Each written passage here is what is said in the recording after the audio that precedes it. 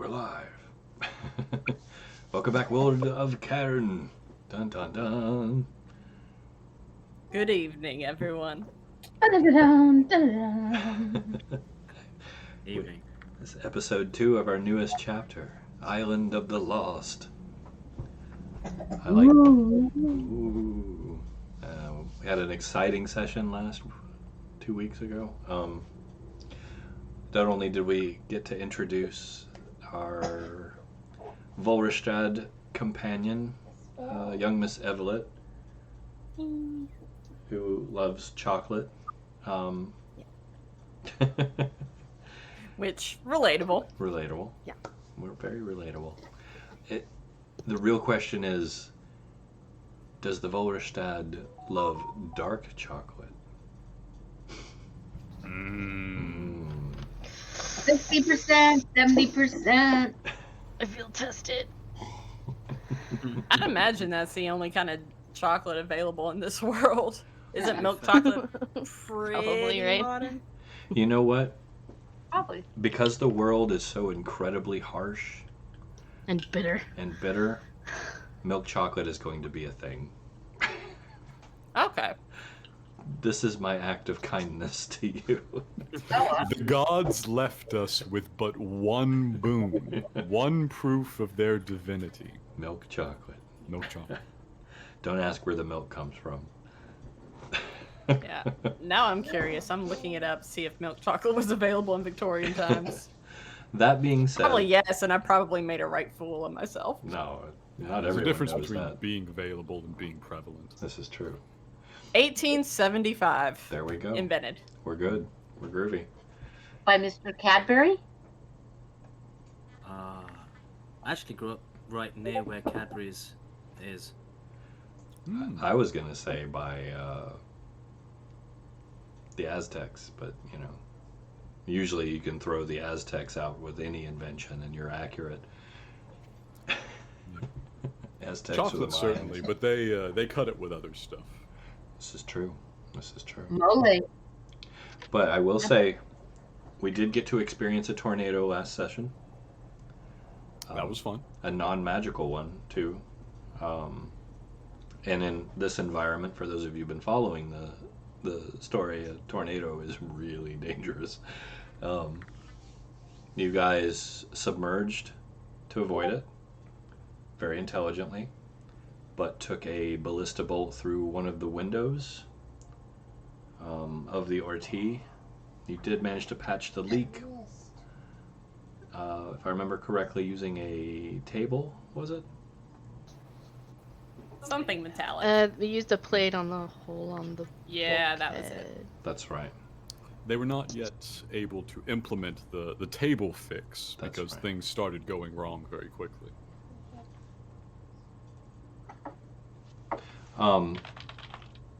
But that's a good thing. Wow, these are all bots following us. It's like 4 or 5 in a row. Sorry. But you guys did manage to patch the hole. You managed to get off the Orti after defeating the Galduina that were attacking you with a blaze of glory, unexpectedly. Wait, it was the Galduina because you never said. Oops. Mm-hmm. Oh, yeah, no, you would be able to determine that by looking at the bodies. All right. So We no had not worries. done that yet. Yeah, no worries. So don't worry, I haven't destroyed anything. Surprising, at least. But yes, you made it to the beach, managed to survive. Am I missing anything prevalent, important? Did you mention the bomb? Oh yeah, the reason you had to get off the Orti. Yes, we actually traveled some ways from where we were first assaulted and attempted to lay low. But the mad bastards, they sent a wetworks operative after us. Yeah. Somebody was crazy enough to swim in that goddamned ocean. I know. Whoa. But as I did mention, Galduina. Yeah. Crazy is part of the package. Oh, cranky. One of us will have somebody's baby.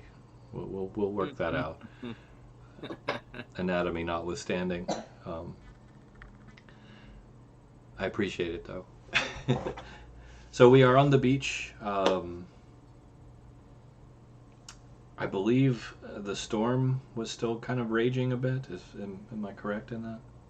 The storm was still raging. We built a shelter for the animals, and Evelyn casted Lehman's tiny hut, which we all gathered yes. under. Very good. Very good. Our shelter for the animals was the overturned raft or overturned Dinghy. lifeboat that we used, dinghy, to get over here. Dingy. Ding. Dingy. So no, that's great. That's great. Oh, wow, we're actually close to a hype train. I don't think that's ever happened to us before. So, thanks for the subscribe there. Oh my goodness. Me. Thank you for keep up, Debbie. Like this is, oh my God, what's going on? All this attention. So yes, that's where we left off. You guys were inside Lehman's tiny hut, waiting out the storm. The animals are sheltered. We're good there. As you can see on the map, whereabouts you kind of are on the island. I went ahead and added a token for the Ortiz so you'd know whereabouts it is. Ginkgo, dang. We have a hype train, ladies and gentlemen. Hype train! Hype train. How about that? Woo-woo. I'm sure one's going to go by and you'll hear it on my microphone any minute. We'll just say that that's part of the fun there. So thank you, everyone. Really, it's amazing. Twitch millions, right, guys? Here we come. Oh, but of course. Gamer cult. We're gonna do it.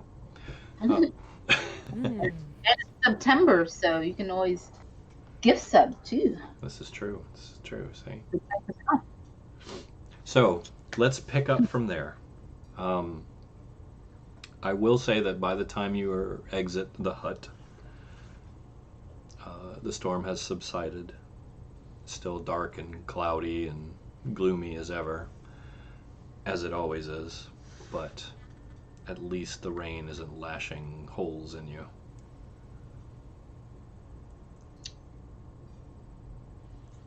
Where do we go from here? Sandwich taco from Taco. Not to Taco Bell. Are we going to Taco Bell? No, let me get that clear immediately. Not Taco Bell. Aww. That's fair. Take a run to the border. Unfortunately, the borders here are all surrounded by water, but you're welcome to. The commercial plays in my head when you say that, and I wish it didn't. I missed the hour. I'm sorry, I'm still stuck on Yo Quiero Taco Bell, but that's me. Yo quiero Taco Bell. Nah, older one. Older one. Actually, before my time, technically, but it's a very funny commercial, so I've seen it anyways. Oh, God. Oh, we just... What? Did we just hype train again? They love the Taco Bell. What is They happening? just wanted you to know. Whoa. Molag Ball 85, thank you for the sub there. And Prim, you too, my gosh. We're level 2? Okay, you know what? I'm gonna let that go, because I'm not sure how to handle that. It's gonna be a good Christmas. So anyway, let's get to it. Let's get to it before we get completely distracted. You guys are in essence still, you're on the beach, as you can see on the map where you're at.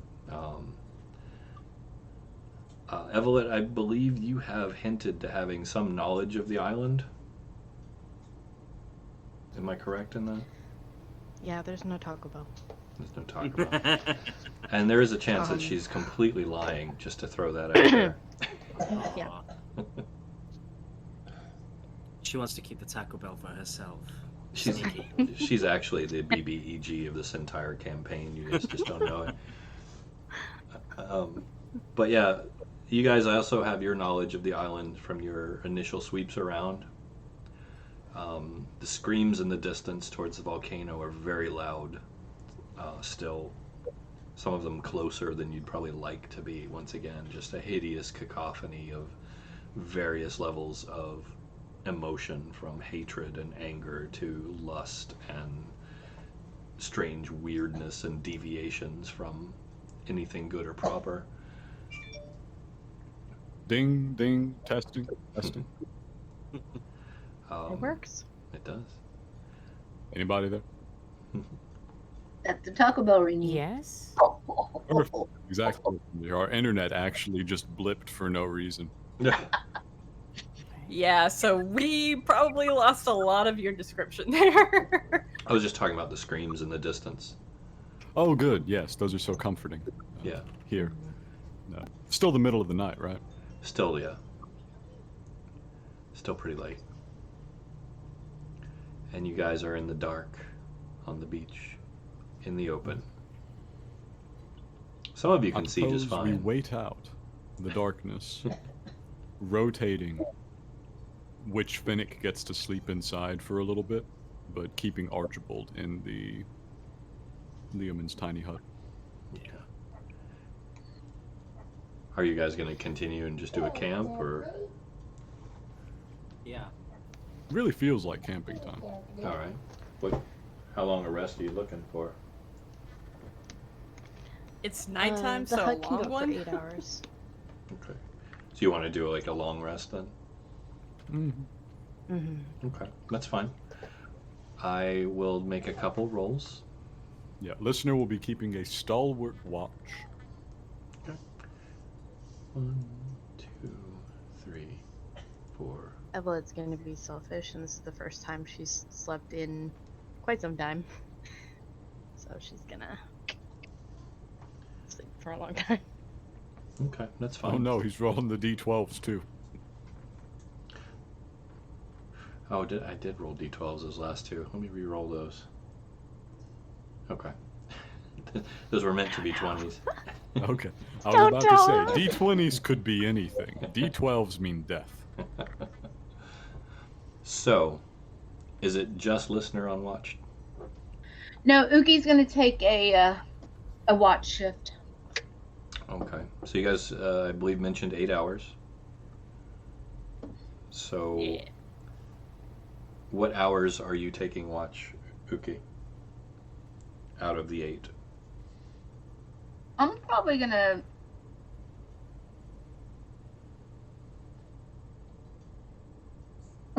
Take the. I'll take the first 4. First 4? Okay. As listener does not sleep, it's more a matter of when do you double up. Yeah. Mm-hmm.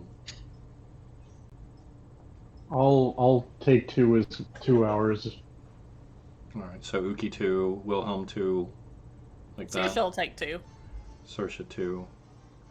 Okay. And then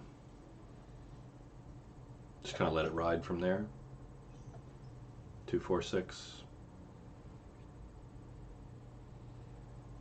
Az will take whichever. He's not fussy. The sunrise slot is still open. Yeah, I'll take that one. Wow. Okay. So that's good. So we'll save a little time here. Listener. Oh my God, Yes. that was a full-on hype train. I am so amazed. Listener, and who was on third watch? Was that That'd be Wilhelm. Wilhelm? Listener and It's either Wilhelm. Wilhelm or Saoirse. Sorry, I got distracted by the hype train there. Was that Wilhelm or Saoirse on third watch? I believe that was I think Saoirse. it was. Yeah, it was Saoirse. Okay. So Saoirse and listener, give me perception rolls, please. Okay.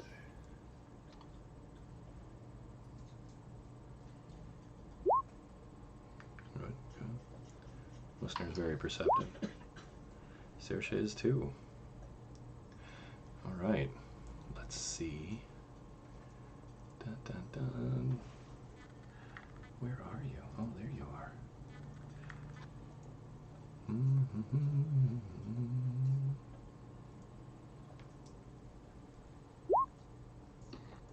Meh. Oh, oh my. Do, do, do. These are all plus 10, by the way. I'm joking. I'm joking. Sorry.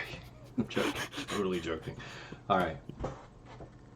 So, actually, both of you, as you're watching, about the 5th hour of the entire rest period that you've had, you hear movement sliding through the sand to the north of you. Something or someone is moving about. I'm going to switch us to your camp map. Mm-hmm.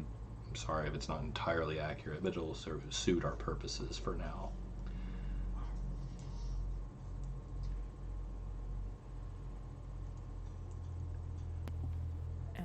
So Okay, feel I free would to like move keep yourselves where you would be, if you would, please.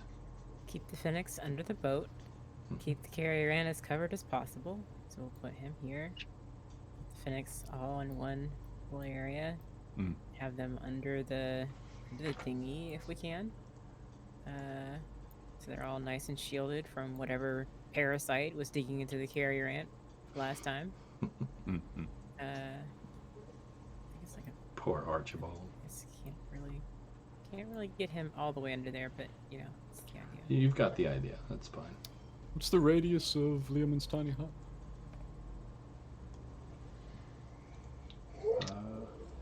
Hold the line. I say we can probably bring that up.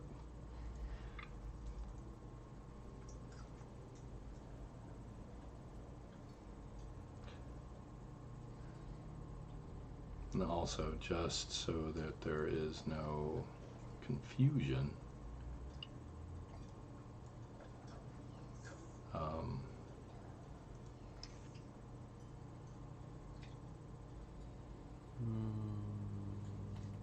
there it 10-foot radius, okay. It is an actual tiny hut.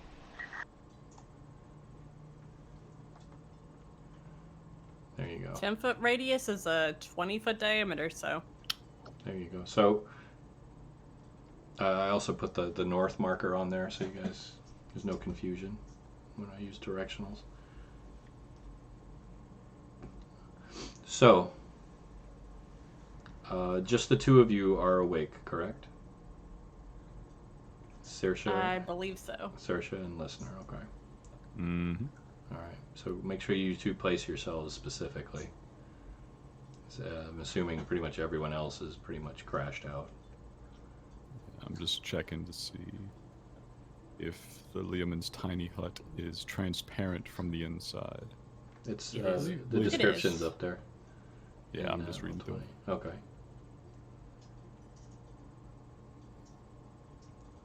Opaque from the outside, transparent from the inside. Yes, very good. So yeah, we can keep watch from inside the hut. Okay. Okay. So, yes, movement. You hear it. Mm-hmm. You see it even kind of shifting in the sands. The sand itself seems to be shifting. Okay. So, noteworthy. All this camp stuff isn't actually here because we're not at our old camp anymore. Yeah, we'll say that's accurate. Maybe nothing wrong with you setting some stuff up, though. You've had time. We didn't want Okay. to. We hid inside of a tiny dome. Yeah. So no, Yeah, we can go mainly with that. because of the parasites that were in the air, right? Yeah. Right. So what is visible here is the dinghy overturned with some phoenix below it. Yeah, which we'll say is happening here. Yes. But there should be nothing else. There's no campfires. No. There's no detritus lying around. Mhm. The Orti is offshore a ways, obviously. Yeah, you can't see But- the RT really from where you're at. It's all dark. Yeah. So, just had to get that out of the way. Yes. So I'm going to give you and Saoirse one action since you have detected movement. How far away are they from the edge of the hut? That was going to be my question. Right about here. Okay. And it was literally the sand shifting. Mm. Something moving under the sand. Mm-hmm. Okay. Well, they don't know where we are yet. And that could be our best hope for the moment. Be as quiet as a tree. So one action. One for each of you. Question. Well, I guess if I'm taking an action, I'll make a perception check to see if I can identify individuals shifting below the sand. Familiar with this trick, as listeners should be from having known Van Warren. Fair. What was your question, Bro?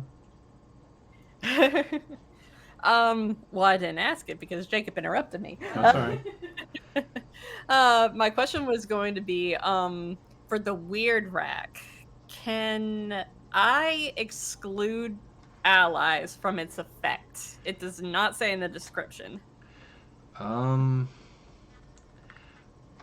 Based on its nature, I would probably say no, just because of what it is, and how it works. You know what I mean? Yeah. Unless they could be told in advance what's going on, maybe they could, shut their ears off to it, so to speak. Yeah. Well, they're kind of asleep except for a listener. Yeah. And Saoirse knows what that thing does now because we established that. This is correct.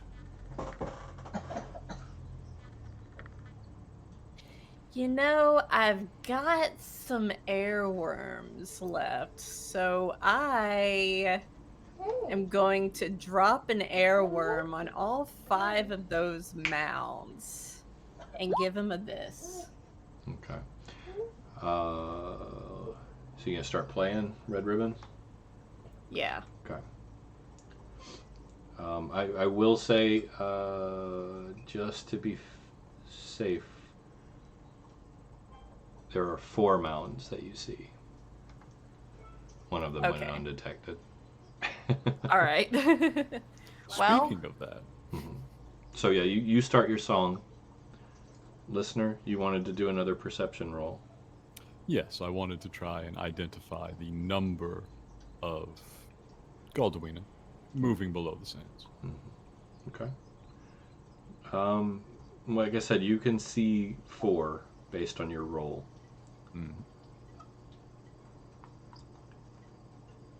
I would love to make another, now that I've spotted the general motion, and I'm trying to pick out individuals.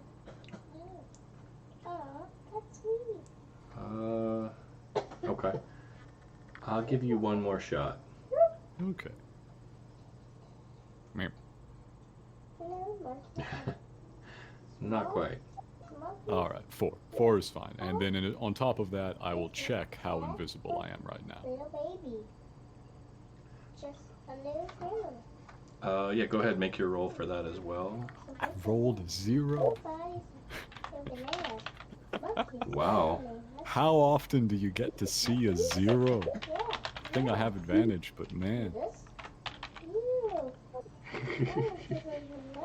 All right, so we're in an opaque from the outside dome anyway, so not like it matters all that much right now. no, that's true. It is opaque. So let's jump this gun. So those were your 2 actions. You get your song off. Listener tried to detect more details. So let's see here. 1, 2, 3, and 4. And then it won't matter. The 5th one pops out. Alright, so you do see them surface above the sand.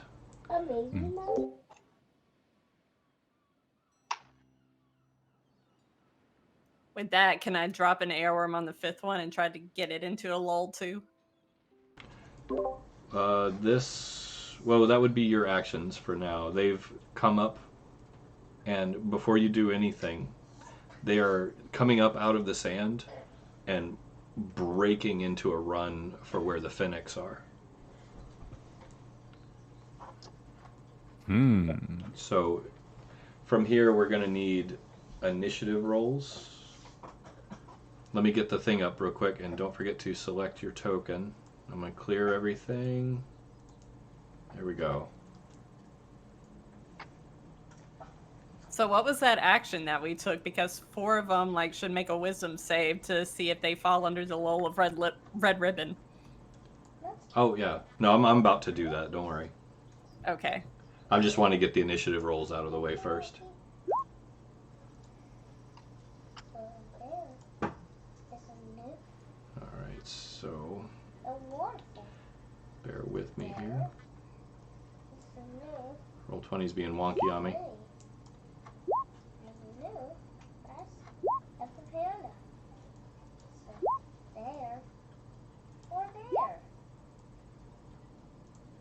I hope that worked.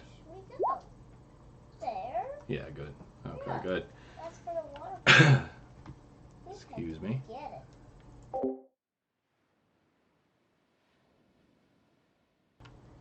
All right, so is that everybody? Yes, yes, yes, yes. Mm-hmm. Okay, look at that. So many of them. Oh my god, I actually had some good rolls for once. So, first things first, let's see what your song does to the 4 with the worms. What was the DC on that, please? 16. 16, excellent. Wisdom save, correct? Wisdom, yep. 1, Oh! 2, 3, 4. You gotta be kidding me. Wow. Okay, so you got one of them. In your lull. I'm shocked. I'm shocked too. So It's yeah. a Galduina. They're not supposed to be wise. So this one right here, we'll say he's the one you got. I'll put a little sleepy time symbol on him. All right. So, shall we begin? Well, I'm not sure we have much of a choice in the matter. Please do, go ahead. All right, well, the first one in the order, he's lulled. He immediately starts just kind of looking up into the space and kind of swiping at things that aren't there, distracted by red ribbons. Oh, no, I got you. I got you. Hang on. Yeah, go ahead and roll and I'll adjust it, Teacup. Make sure you select your token, but I'll adjust it to what you actually had there.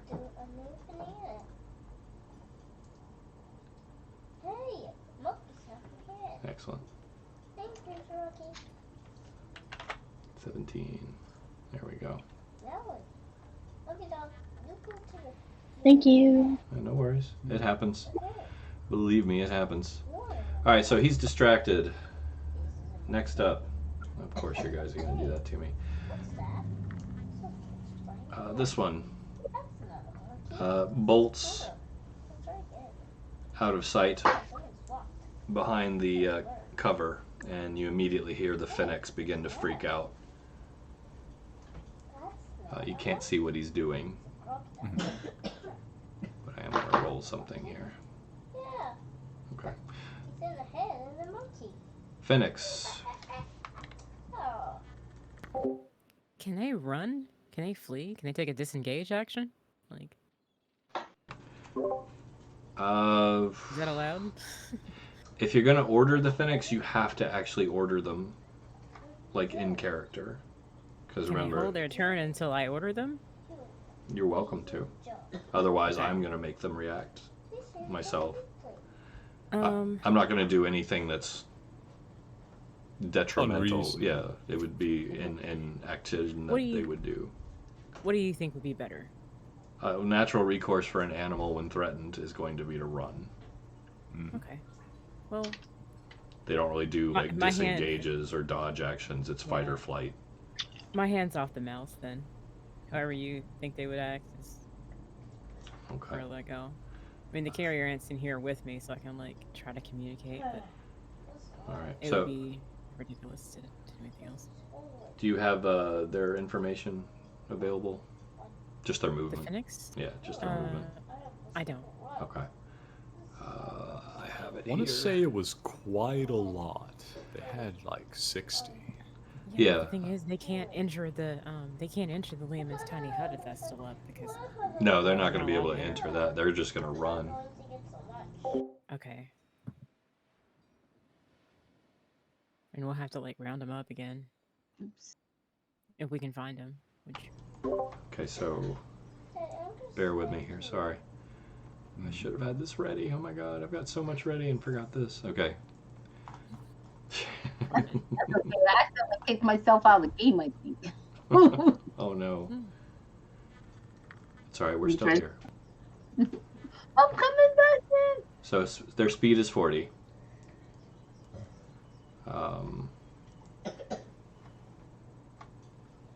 So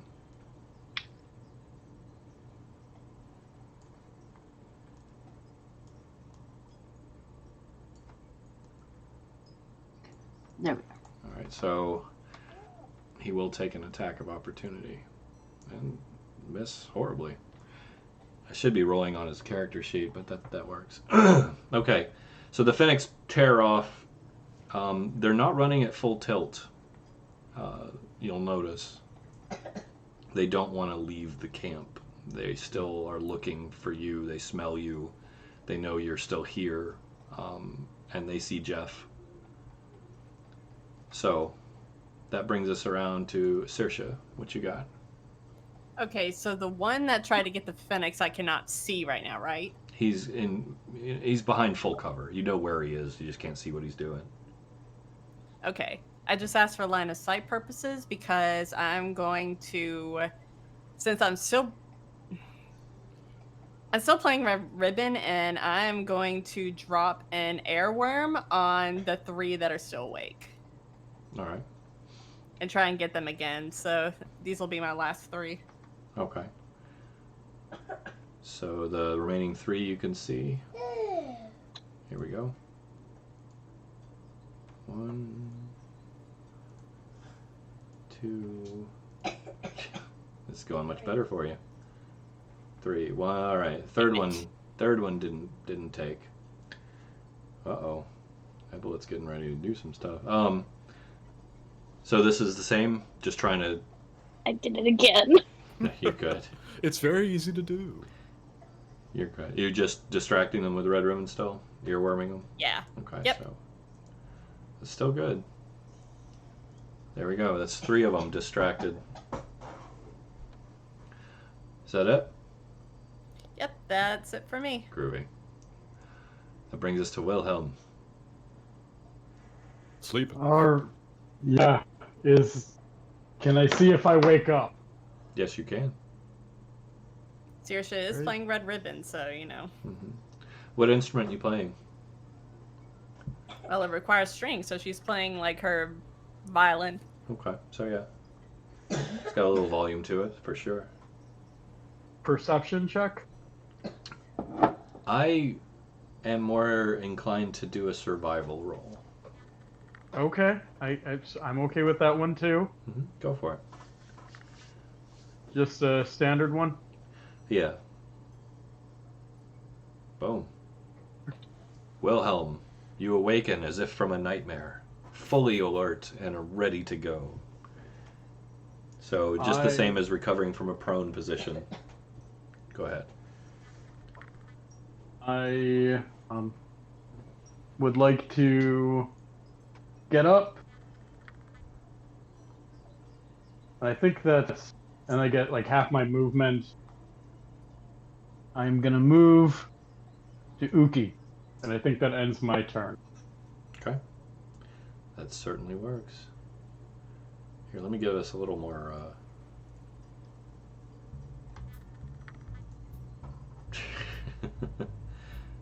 Sorry, that was just too relaxing. So there's your turn. That brings us around to Evelette. What do you have, my dear? She's still asleep, so I'm gonna wake her up. All right, Hopefully, maybe. We'll see. go for it. Survival roll.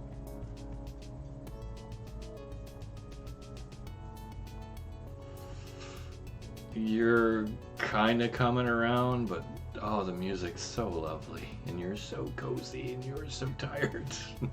It's been a hot minute since she slept, so I was just gonna. For you in particular, yes, it actually has been a real hot minute. You guys hear her like snorting in her sleep, and like in between snorts, she's like. Shadows kind of drifting around her. Alright. That brings us around to our one and only lovely carrier ant. Considering that he's being consumed by parasites, would he be sleeping at this time? Well, I mean, as much as an insect does sleep, yeah. He is distinctly not being consumed by parasites. They Yeah. have been fully obliterated. Yeah, all that was left was the damage done, which will heal. So he's not like in pain then.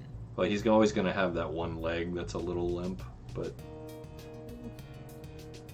Archibald, no. What does he need to do? well, Nothing at all. I will say that based upon his interactions for a decent amount of time now with the Phoenix, he senses something is wrong and is very worried about the creatures that are normally under his care, so he is a little agitated. So if you're gonna move, it will be like... That's not me, him. Okay. One, two. He'd be like right here. Forget how to do the I think it's like this. Yeah. Yeah, he's gonna settle right here, kind of between the tiles, and not quite get out of it because he sees Jeff over there. And he's like, I don't know if I trust that, but he's just kind of got his antennae out, like feeling at the edges of the hut? At the edges of the Liam's tiny hut, like. Yeah, you can pass right through it. I don't know if I want him going back outside though, because the reason that we're in here is the parasite. We don't have him covered adequately enough for him to go back out. Okay. And literally, the air was hurting him. So. I will allow that logic to go. He is still agitated though, so keep that in mind, okay? Okay. Alright. So that brings us to Kaz. What you got?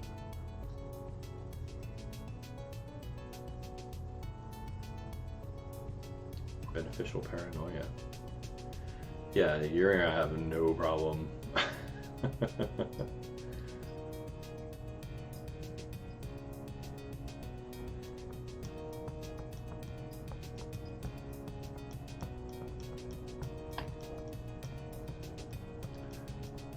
Although you aren't conscious, so we do still need that survival roll, unless you have. You're something also that... muted, just in case you didn't know.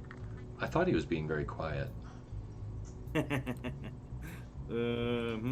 Yeah, that's what it was. I was being very, very quiet. He's just focused. Very hard.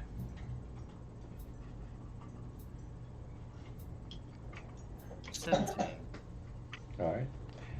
Yeah, so Kaz, you are just your dwarfy sense goes off, and you're like, somebody's in danger, and you leap to your feet.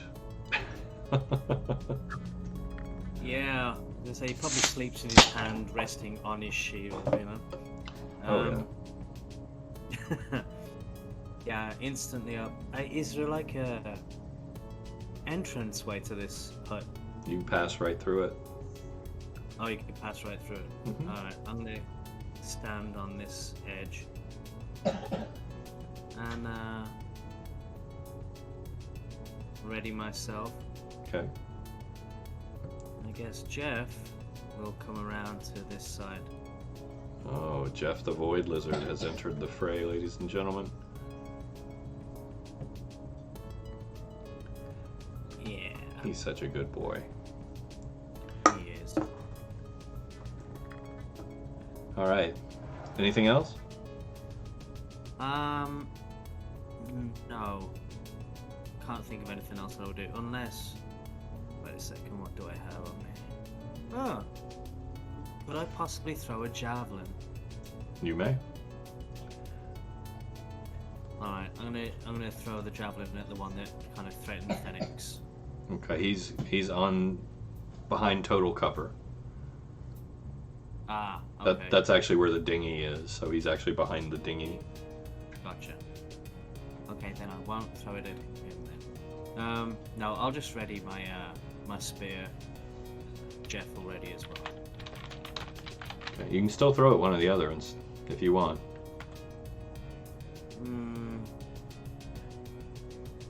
Let's see, 10, 20, 30, nearly 40 feet away, the one at the far back, right? And of course I don't have the stats for the javelins on there. I think it's long range for a javelin, but I could be wrong. I will not risk it just yet. Okay. That's perfectly alright. Well, I don't accidentally hit one of the hypnotized ones and wake them up.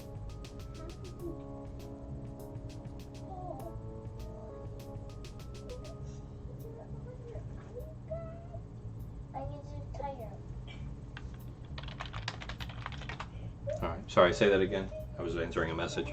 My apologies. I say I can probably see that three of them are looking like they're entranced somewhat, and I don't want to risk. Oh, you don't want to knock them out of it. Okay.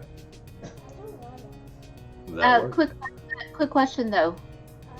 If you're throwing a javelin or a spear at someone and you hit one,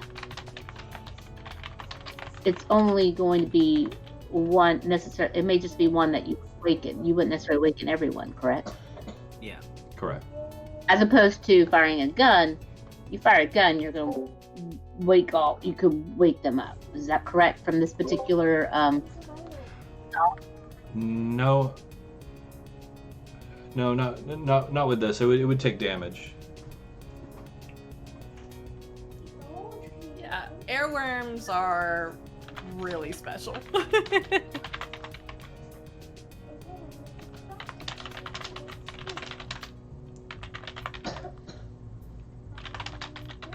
Okay. Oh, so we've got two things going on. We have airworms, but we also have red ribbon, right? Yeah. Well, the airworms. Red ribbon. Sorry, go ahead. Yeah, the airworms are required for red ribbon to work. At least because we talked about it, but it's just like we haven't made any changes to the musician class yet. But right now we're still operating by old rules. So it's like once the airworm is placed on them, that's what's required for red ribbon to even work. So it's just like they are in a trance that they can only be pulled out of by damage. Got it. Okay. Got it. So damage to another won't be something that awakens them. It's got it. Yeah. Okay. And noise wouldn't either. No. No. The airworm is basically like popping the cap on their brain so she can dump in whatever else she needs. It's fun like that. So Sweet Saoirse's can be a little scary. Yeah. Low key. Just wait till she gets high level and can wipe out an entire village in a night. I don't think she'd play that note, honestly. Could though, just could. Could, yeah. So that brings us around to him. I forget, is it a save every turn or is he just stuck? I can't remember what we decided. I think he's just stuck. Okay. For the duration. That works. Yeah. So yeah, he'll continue to swipe at things that aren't there, just lost in himself. Which brings us around to the holy terror that is Uki. What you got? Actually, red ribbon lasts until they're touched. So technically, like, they can be lulled indefinitely unless they are touched or, like, they succeed on the airworm save, which I think they can do in the next after 24 hours pass, if I remember right. Yeah. So yeah. Yeah, you've locked them in. So that's good until they're till they're damaged. Which, you know, Uki may lay them out all. You never know. She's a good shot. What you got, Uki? Yeah, Uki's concern right now is that if she fired, because let's back up here. Right. So I will have been asleep as Uki will have been asleep as well, correct? Yeah. So I will need a survival roll. But I do have careful eyes. So does careful eyes, help me in regards to reacting a bit more quickly or awakening to this? I think that's only if you're conscious. Okay, got it. So I'll just need to do. So I need to do survival roll. Mm-hmm. And come on, what am I doing? Sorry. You're good. You're good. Trying to get there we go. All right.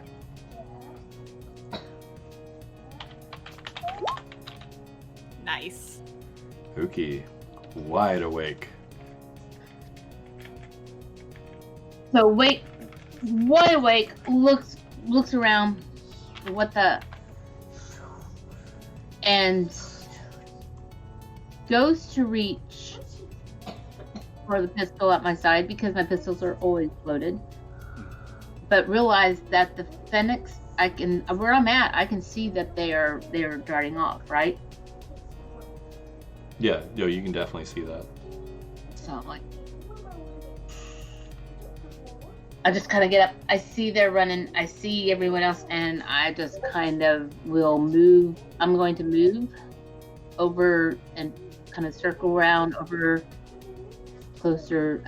Just basically, I don't know if I should circle around and come through, and with my spear, because I have my spear, and I'm readying myself two-handed with that, and to Genesis, I say, do you think you'll be able to get? Do you think that you'll be able to get to them now, or because Uki's learned from her very first encounter with this party with the Phoenix, is she realized that if she fires those pistols, then we could lose the Phoenix for good. That could be something that's going to have them just continue to keep running, and so in that moment, just realizing, reaching for the guns, oh crap, do you think you can get them under control? And she's got two-handed spear ready to go, and that's about the extent of it at this point. So are you stepping out of the hut? I am stepping out of the hut. Okay. You are now visible. Yep. Okay. Yep. Okay. Anything else at all? I think that's it. Okay. I think at this point, it's like, yeah, I know I have, second, I've got my, while I know I could take 2 shots, possibly with my extra attack and such, I feel right now, got to make sure measured steps. Okay. Don't make it worse, It's perfectly all right. Yeah. Does Ready? this spell end if anyone leaves, or is it just if I leave the area of the hut? I think it's just if you do. Okay, and then they won't be able to get back in. I would say that if you allow it mentally, they can. Like, you have control over who comes and goes, more or less. Just for sake of ease. Unless you want it locking people out. Oh, I see what you're saying. I think Lehman's tiny hut, who's allowed to enter and leave, I think that's set at the casting of the spell. So I think the fact that we were all inside of it, I think we're good. Yeah, I'll go with that. Okay, so does that mean that I'm within the protection of the hut, or does it mean that I should have? I guess the question is, should I have moved to this spot instead of that spot? Well, that spot places you outside the hut. This spot here does. Yeah. But And you can step back inside of it if you want to. Yeah. But that one right there, is that one okay right there? Yeah, that keeps you in it and obscured. Okay. Okay. There you go. I'll move there. All right. No, that's fine. Because I was about to attack you. Well, I figure, I've got 35 range, but also it's like, am I kind of just shoving through? But no, that's right. Yeah, that'll work. All right. So that brings us to Genesis. What do you got? Telepathy. Ooh, Okay. Gonna start trying to start up the party line in my head Okay. and send everyone that is sleeping a sentence that will confuse them into awakeness. Interesting. Who is still asleep? I mean, I know Evelyn. I think Evelyn's. And well, Working on no, waking up. yeah. So Evelyn's the only one, I believe. Okay, if everybody else is awake, I'll just ping Evelyn real quick and send her the sentence that will confuse her into awakeness. Okay. Do I Evelyn, need to say what the sentence is, or if you want to be creative, you're welcome to. Please Okay. tell me. The sentence is as follows. Wolverine, bring me a cheese pizza. Can you? Is it being whispered or is it like yelling it?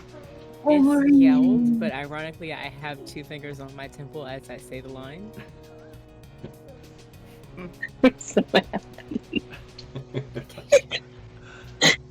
So, Evelyn, go ahead and make another survival roll, but at advantage.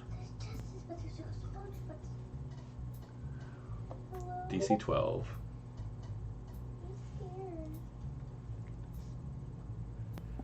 Evelyn, you're very disturbed and wide awake. What's the pizza?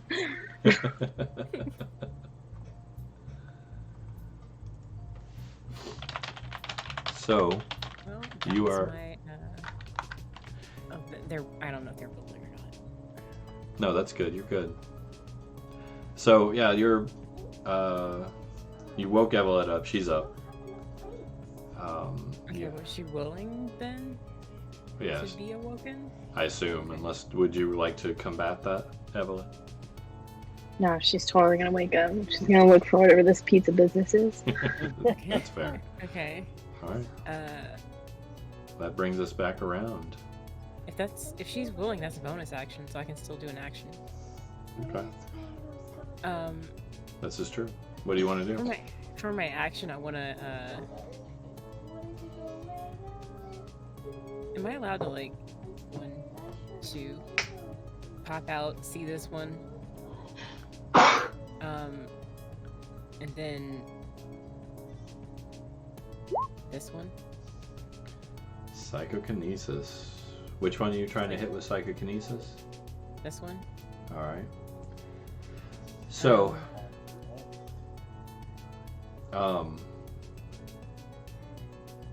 what are you gonna do with them?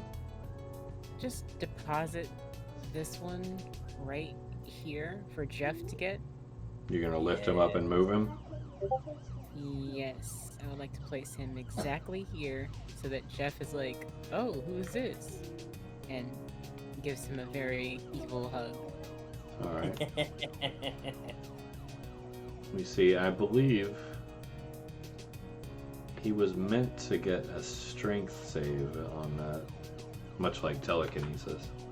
Let me just make sure that he's within my weight limit, because I do have an idiot button for that. Yep. So my lift capacity is 480 pounds. Yeah, that's no He's a problem. Galdwin elf. There's no way he's that heavy. You've got that, no problem. So yeah, let me just give him a. Yep. So you lift him. You hear him snarling and kicking and flailing about madly as you deposit him right in front of Jeff. At which point he kind of looks up very confused and a little bit scared.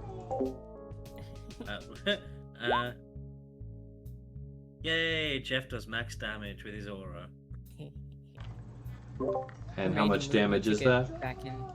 That's 4. Let's see what damage it is. I think it just says D4 points of damage per round. I don't know whether that's void damage or... It's definitely void damage.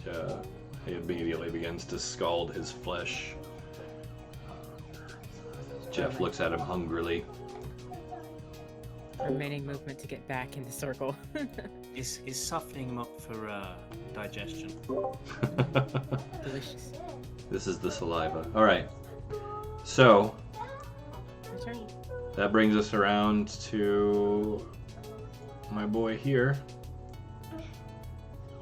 He's very confused, although he did just see Genesis pop out and then pop back in. So,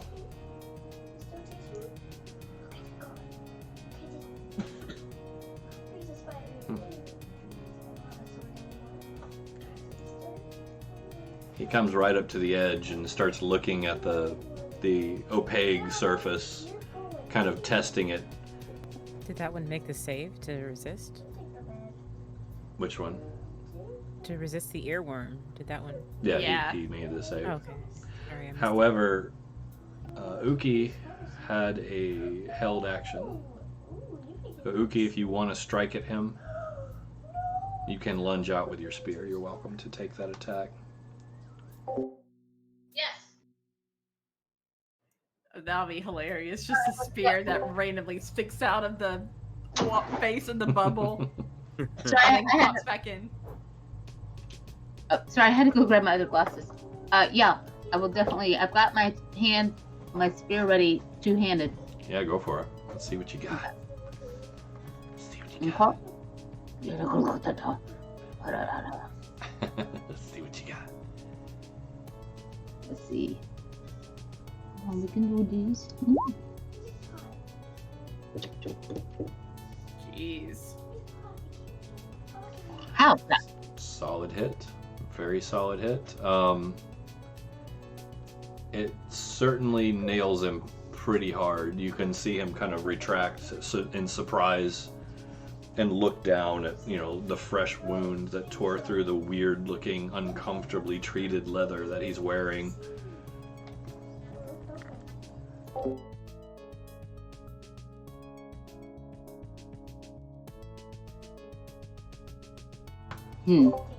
Anything else? Well, no, that was your held action. Sorry. Yeah. So he's in shock. And that brings us around to the one up here by Jeff. What's Jeff's AC?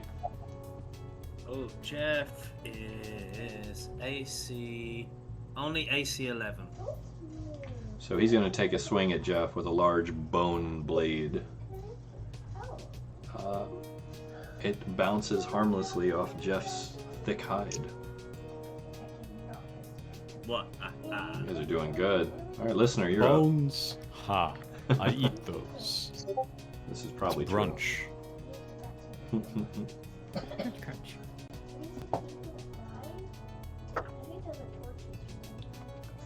Yeah, so I am, as we have covered multiple times in the past, mostly a non-combatant. What's he gonna And do? I intercept those Phoenix. You gonna run after them, or? I could just about make it to them, but what's telepathy for, you know? This is true. And you are a powerful psychic of your own in your own right. So I would like to... I'll move up to the front of the dome to prepare and get a good sight line on them, but I would like to begin making a telepathic animal handling check to calm the Phoenix. Perhaps direct their movement. Alright. Yeah, let's do it. No weird bonuses or penalties. We're just going to do straight animal handling. Can you hit more than one? Did we establish that? We had discussed this in terms of communication as being fast enough that I can just go, tick, tick, tick, tick, tick, hit a bunch of people. Mm-hmm. But for an animal handling check, I feel like that wouldn't really apply. You tell me. Given that it is a proper roll, I will let you do 2, because you will need to slow down for them to grasp the concepts that you're filtering into their brains. But it is still happening very fast. Alright. Very good. In that case, I will do my 2, and my goal with it is to calm them and direct them over this way, basically the opposite side of Leoman's tiny hut from the Galduin. Okay. That works. There's my rolls. We got... That'll do it. Yeah, it's really not bad. Yeah, no, that's fine. So, we'll say these first 2 in the lead. and they'll start moving on their turn. Very good. I'll make a little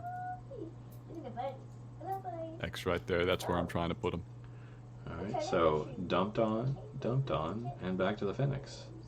Yeah. And they will move this way. Since they are in the lead, the others will follow.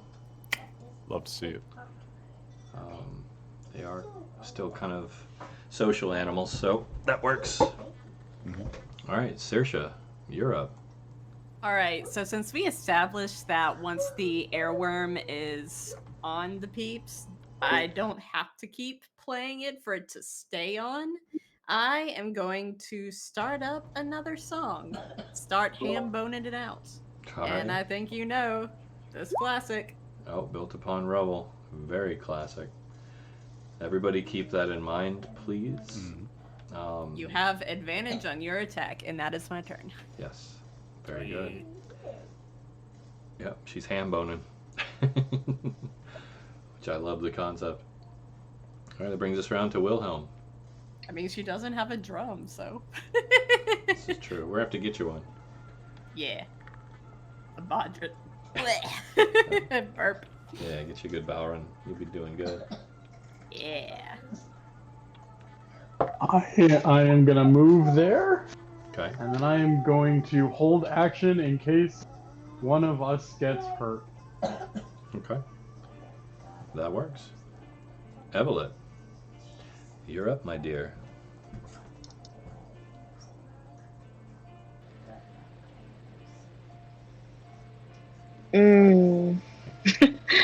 Well, she's probably just gonna stand there and make sure that the hut doesn't fall down around them while preparing to action, because she can't really do that much from inside. But if anything were to, let me think. Yeah. I think what she'll do is probably prepare a fireball and hold until, like, if the hut goes down, essentially, or something dramatic happens and all of the Phoenix become, like, if they're in danger, it seems to me that has kind of put their importance before staying in the hut, so I'm not really sure. But she's gonna prepare a fireball in case the Phoenix are gonna die. Okay.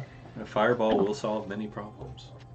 And it will also, the hut will have to end because spells can't pass through. This is true. All right. So, yeah. Excellent. Unless you step out of it, cast it, and step back inside.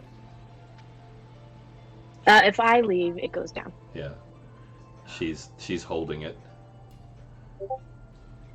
Yay! Thus ends my turn. All right.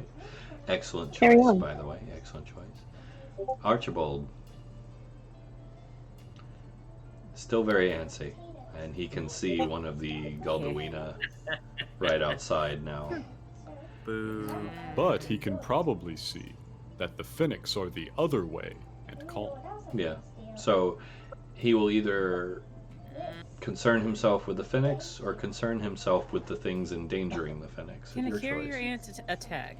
Yes. Carrier Oh, yeah. ant can. Basically a giant carpenter ant, so. A big boy's gonna walk over here and You gonna try and grab one? this one specifically because it's right here. Okay. So, here we go. Give a d20 roll.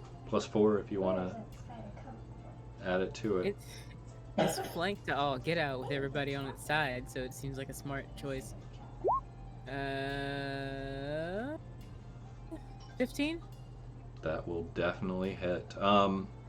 Hey, 15 So, for the- it's a 1d8 +2 damage, nice. and this is about to get interesting. It's infected though. I got something for that. That's 4 damage. Well, see, now that's the interesting thing, right? So, here's what happened. Archibald kind of just muscles through all of you, almost like you're not there. This is a big ant, just kind of pushing through the group. Reaches out through the shell of the hut. Pinchers just go slam on either side of this guy's abdomen, lifts him up slightly, and starts slamming him into the outside, trying to pull him into the hut, but he can't pass. So the ant has him and can move freely through and is just slamming him into the exterior of the hut. The ant has him can move freely, is slamming, and what now? You cut in and out just a little bit, but we got enough for it to be very funny. Yeah, he's literally slamming him into the exterior of the hut. So to anybody on the outside watching, this guy's floating in the air with ant legs on him, and he's slamming just against something in the air. They can't see it. That's not doing any extra damage to him, the slamming, is it? It will be continual, basically. It won't be huge, but it'll be a few points of damage per round. Oh, cool. He's also grappled, keep in mind. Hey, good job, Archibald. And we're like surrounding him on 2 sides out of 4, so we can flank him pretty easy.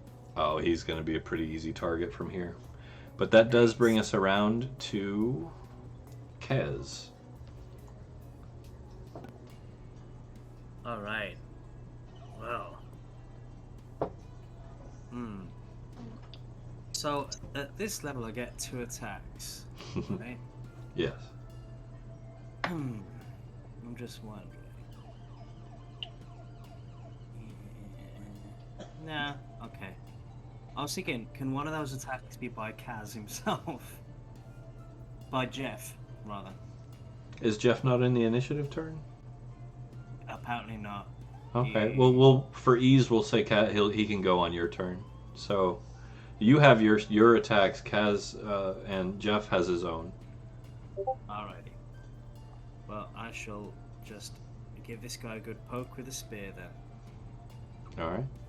Just as soon as I find where the character sheet's gone. Here we go. And it's advantage, right? Which one are you going for? The one up by Jeff? Yeah. The built upon rubble still going. Yeah. Right? Yes. This is true. I forgot about that with Archibald, but got him nonetheless. Yeah, let's definitely keep that in mind. Yeah. So my first attack does that 8 piercing. Alright. Second attack. Oh wow. Look at that. Nice. Jeez. All right. That does 7. So shtick. Solid. Poke. And that's my go done. Right. I guess I'll end up my last. I won't take attack of opportunity. I'll just stay there, looking threatening. And yeah, and then Jeff will give a good chomp down on the gun. Hold on, roll. What is it? 2d20 KH.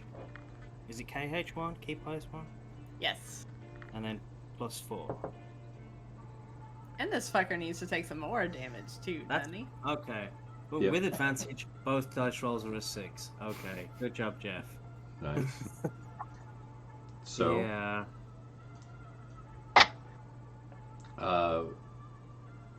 That won't be enough to pierce him, but he will still take the void damage. He will still take the D4. That's right. Mm-hmm. That's So, just an extra 1. Another point.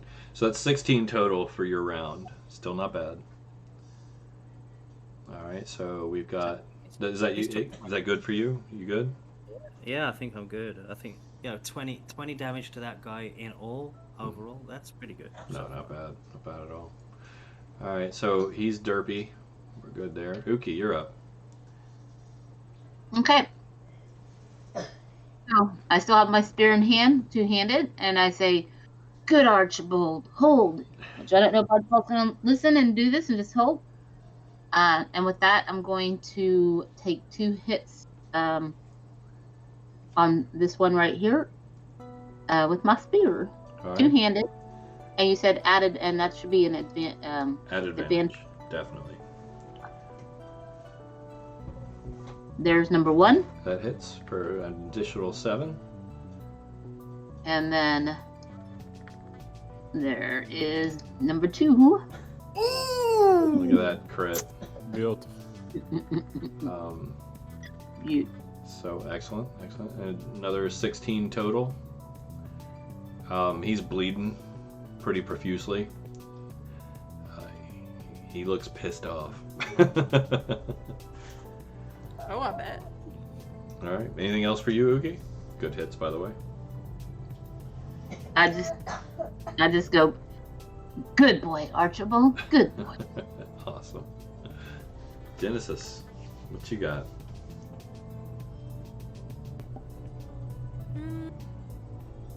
I think I'm just gonna do the basic like psychic attack that I can do. Okay. Which is just like a D6, right? I believe so. Go for Let me it. just check the idiot button for the Okay, yeah.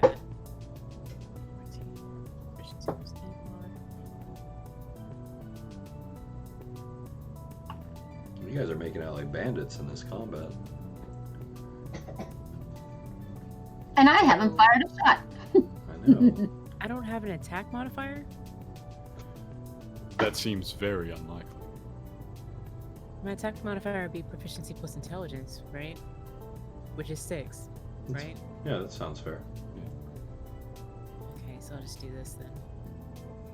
So you're just lashing out with psychic powers. It's a 13. Got it. Wow. Advantaged? Of course. Yeah. It's still 13. Still a 13. Look at those odds, would you? Wow. 1 in 400. So we're just gonna say that you're distracted by all the excitement. It's hard to focus. Cool. That's my turn. All right. I think I'm just gonna stay where I'm at. That's fair. So he is gonna try and break free. And it's time to shift the tide of combat. Please don't hate me. He's gonna try to break free. Oh, he definitely broke free. So he plants both feet on the opaque wall ahead of him and just pushes all his might. And in his insanity, you hear him just scream at the top of his lungs. And it's not pain, it's not fear, it's rage as the pincers rip across his torso and he shoves himself backwards, rolling out into a standing position in the sand and drawing out 2 very wicked-looking bone knives. He is literally just spitting and frothing at the mouth right now. His eyes are crazed and wide, and he is looking for any way to get into there, and instead notices Kaz.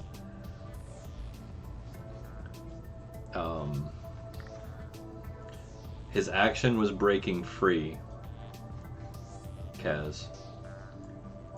You being what you are, he is very much, you are very much aware that he is eyeing you with vindictive hatred. And he's at your back. Church, my friend, your noise gate has been a little dicey. You might want to go for a push to talk. Here we go. Actually, I had my noise gate on. Let's try it without it. See if it's any better. Mm-hmm. If it still keeps cutting out, let me know. I'll switch. Will do. Alright, so yeah, he has broken free. And that brings us to the other boy. And he is not liking his positioning right now. So...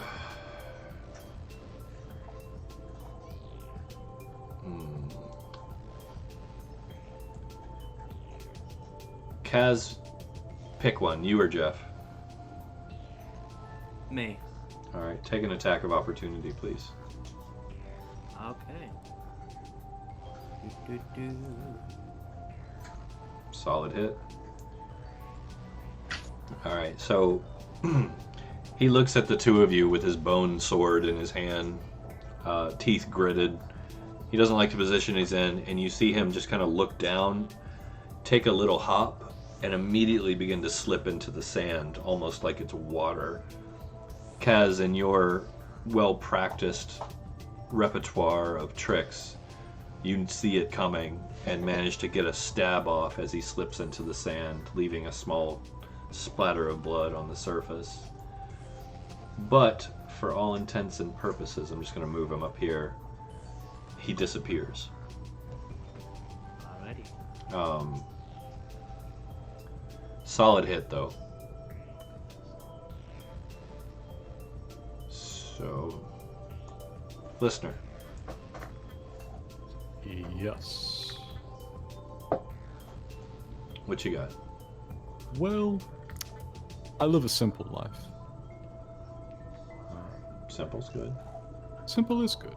I would like to maneuver myself over here where I can see around the mass of the party members. And now that they're exposed, tell me what these Galduina look like up close. We haven't actually gotten a good description of them from this distance yet. Okay.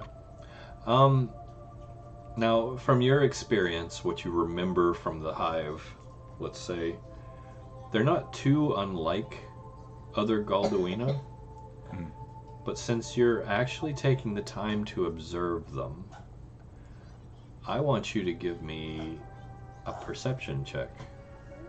Very well. Yeah. Less powerful. Okay. The three look completely distracted. Mm-hmm. The one in front of you looks ragingly out of his mind. Okay.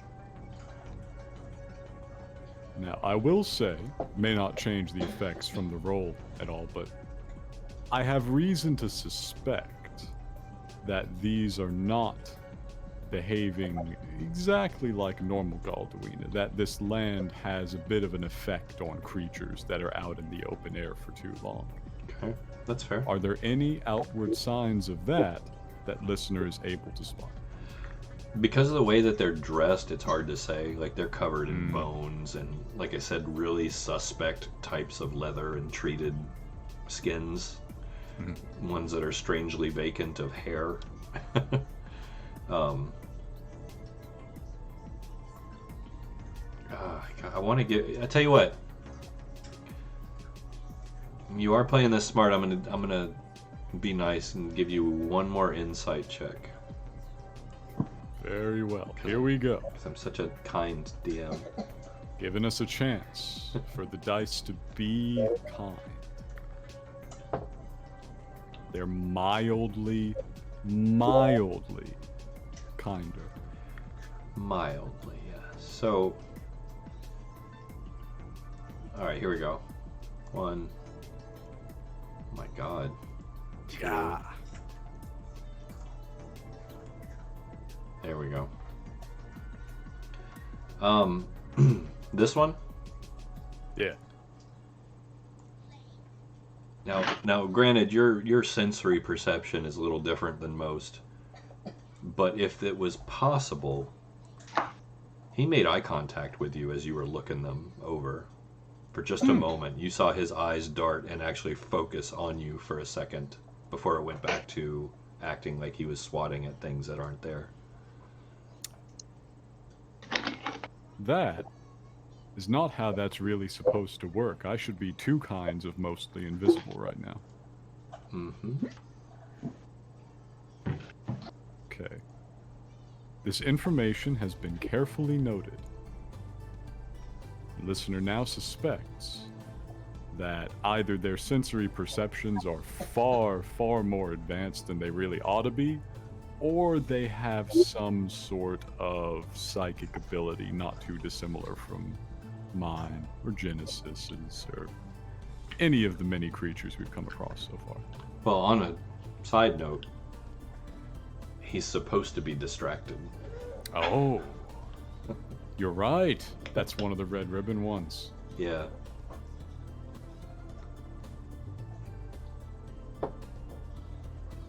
So, I bet you they can't actually hear, can they?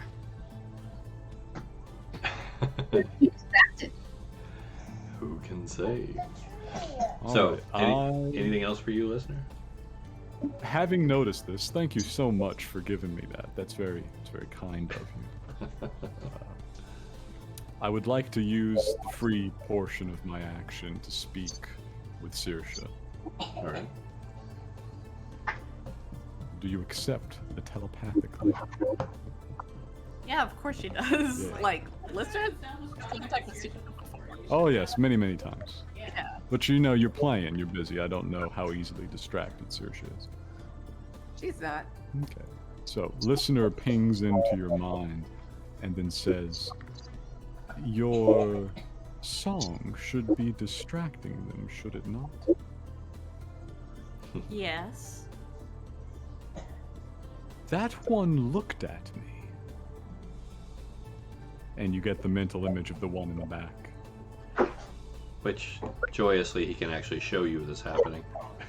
Yeah, I can just share it straight up. You get the replay of its focus locking onto listener through his own transparency and the supposed opacity of Leoman's tiny hut.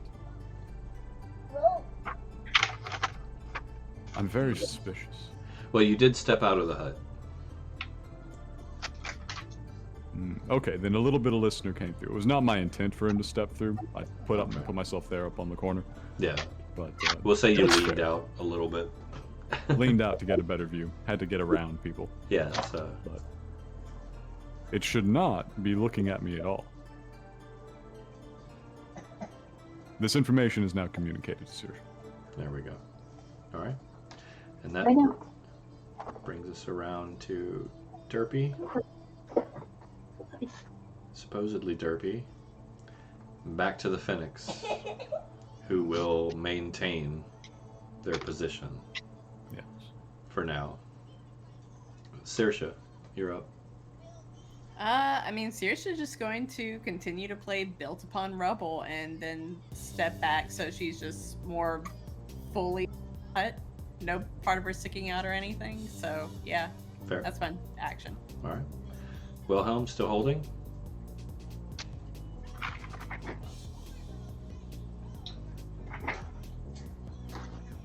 Still holding. Okay.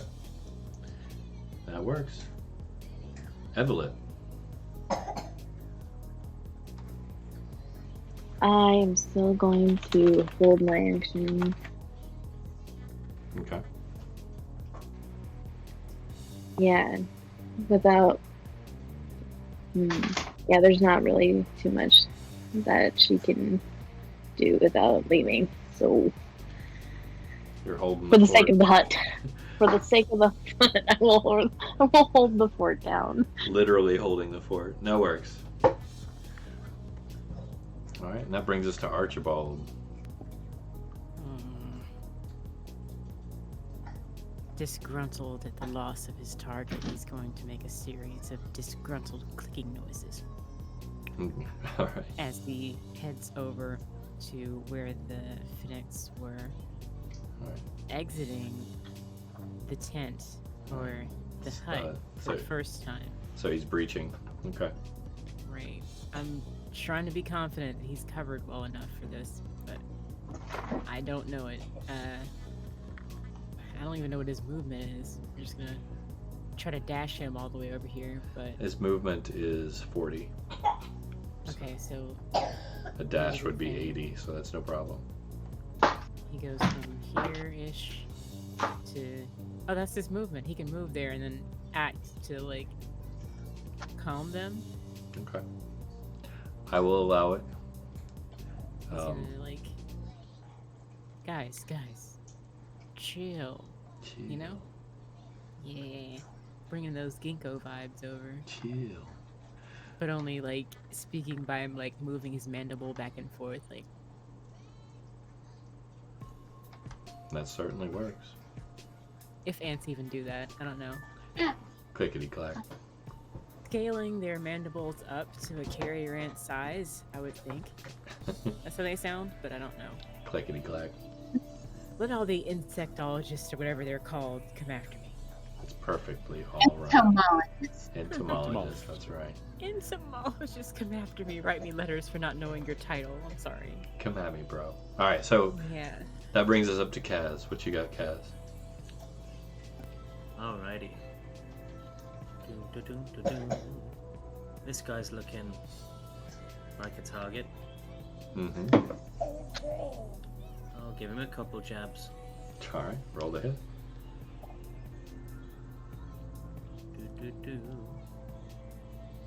Mm-hmm. 26. Mm-hmm. Solid hit. And 20. Another solid hit. Alright. Stick. All for minimum damage. It still hurts him though. You can tell, like he's bloodied. He's wearing down as hard as he's fighting. Anything else? Yeah. Jeff's turn. All right. Dunk, dunk, dunk, dunk. He won't get too close to the others, but he'll stop there. He'll just have a nibble too. Just a nibble. Attempt to have a nibble. All right. I've got to type thing out again. Just a taste. Just a taste. Yeah. Solid. If you hit up while your cursor is in the chat box, it gives you your previous entries. Aha. Good call. See what you got. You got it. Yay, Kaz, good job. That's nice. Yeah. 18 Right. certainly hits. Welcome So back. that's a Backpack. D8 plus 4. All right.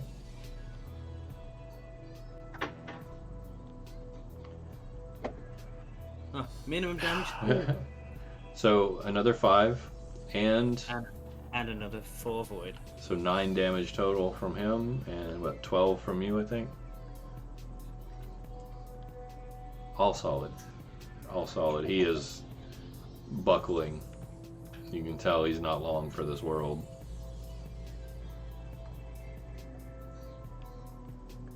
Alright, so that brings us around to Derpy. And back to Uki. All right. I'm going to use my dependable spear, two-handed, once again. Oh. Going by. Oh, what did I just do? I was trying to do the advantage in it. That's alright, just roll a second time. It'll still count. I was using the special trick to use the up, and then for some reason it didn't quite work as I expected. All good. Wanted to, but then it changed its mind. Oh, First, 1, okay. and then because two attacks. There's 2. All right. The second one definitely hits. For was it 3 damage? Yeah, second one for 3 damage. Yeah. Is that right? Does it look right? Because you got a +4 to hit, so must not be adding the plus to your damage. Oh no, I guess it's not. So that should be 7 damage. Okay. Yeah, that's adding looks like it's adding a +1 damage modifier. Okay. Oh yeah. Forgot I could check that out. Yeah. So 6 damage. It's all good though. He's barely holding on. Anything else, Uki? I'm sorry. I think that'll be fine for now. I'm just gonna hold steady. All right. Genesis. Okay, movement. Which is just 5 feet here. Okay. Action, which is attacking with advantage. This one, 20, and... Solid hit. Yep. So then we're gonna do our damage, which is... Is it a D8 plus 2? What are you using? Just the psychic thing? I thought it was D6. What is it? Is it D6? Plus your bonus?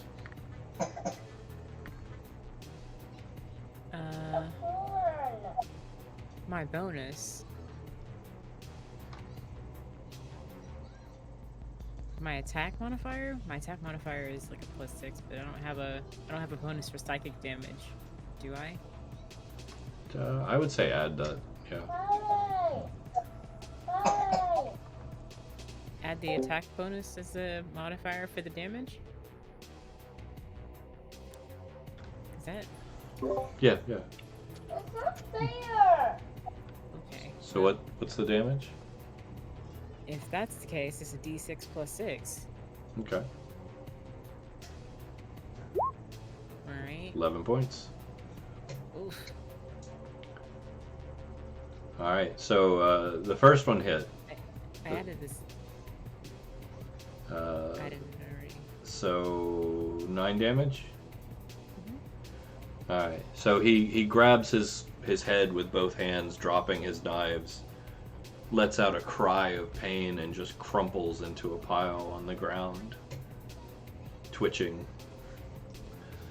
He is dead. He's so dead. Movement to get back in, and Bye.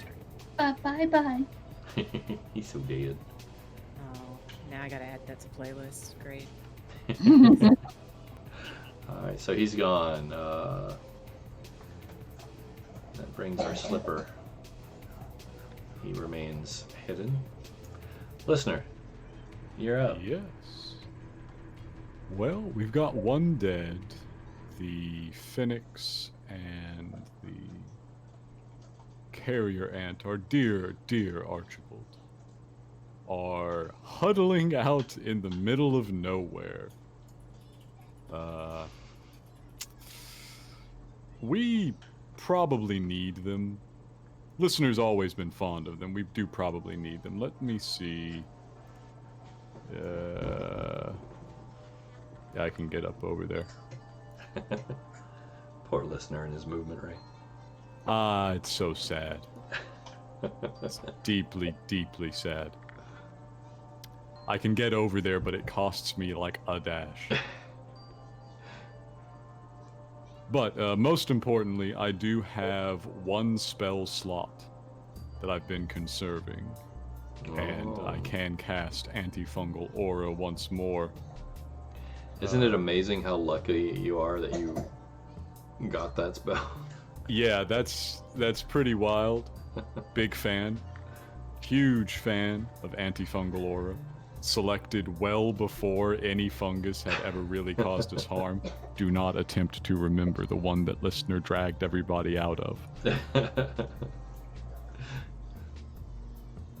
Yeah, so I can get in range to mostly have them covered by that, I believe, because it's got 15-foot radius. Oh yeah. So go ahead and yeah, move you, and that's what I'll be doing. I'll light your radius up. Boop. There we go. That's where you get to. All right.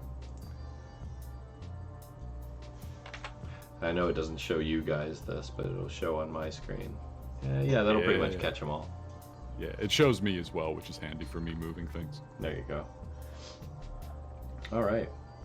Over the following turns, I'll probably try and corral them someplace, but that's good enough for now. All right.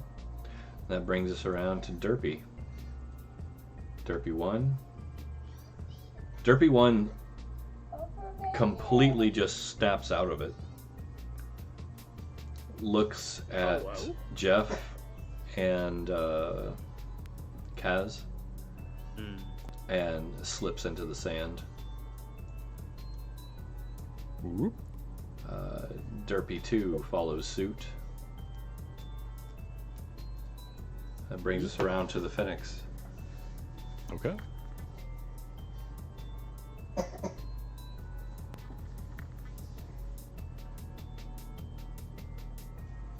What they're doing. They're probably huddling, I would imagine. So yeah, they are anti-fungused up. They can probably see me. I'm not particularly invisible right now. Well, they know where you are by smell, if nothing else, probably. All right. So we'll just say they're huddling. Saoirse, probably a little shocked that they just left. Yeah, she's a little shocked, but I mean, not like she has anything that she can do about it out of the airworms now. Finish that long rest, she'll get all those back. But yeah, I mean, she'll just continue to play Built Upon Rubble for everyone. Okay, that works. Wilhelm? Still holding? I'm actually going to try to assist moving towards the Phoenix with listening. Okay, that works. Help him corral them with the two of us. All right. Evelyn, still holding? She's doing a really good job. It's still there. It's still there. You have not failed in your duty. That still stands. I'm sure she's going to let all of you know later. All right. Archibald, can I continue to calm the Phoenix? Keep them corralled. I think that a carrier ant would understand that there is strength in numbers. Probably more than most creatures, yes. I would like to propose the idea that he would start moving the Phoenix towards Listener and Wilhelm. Like, just by a little bit. Just by that much. Just like a little bit. I actually caught Listener in there. There we go. If I could do like that. Just like... That's fine. No problem at all. All right. Kaz, you're up. Yeah.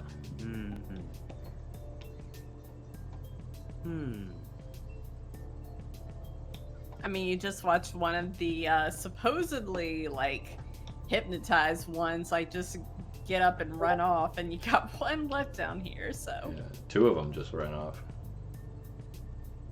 Yeah. You know what? I'm gonna do something. I'm gonna get on top of Kaz. We're gonna do a little backup. Like 10, 50, 50. And then we're just gonna barrel forward into this dude. Are you doing your dread charge? Yeah. Oh, Jesus. All right, let's do the dread charge. Alright. Are you going through the dinghy? We'll just... oh, yeah. 'Cause this is the dinghy. You're gonna, like, destroy it if you do. I mean, we could have moved across to here and then come across the... Better choice. Yeah. So yeah, we'll do it that way around. So dread charge. If he's charge up to 120 feet. Yes. I figured why not. I mean, he's just. I mean, can he actually get a deck save if he's like hypnotized, stunned? If he's hypnotized, no. Oh, but he's been faking it. That's if they've been faking it. So, yay. Plus 8. That's not too bad. No. So. Oh, look at that. DC 14, he rolled a 15. So.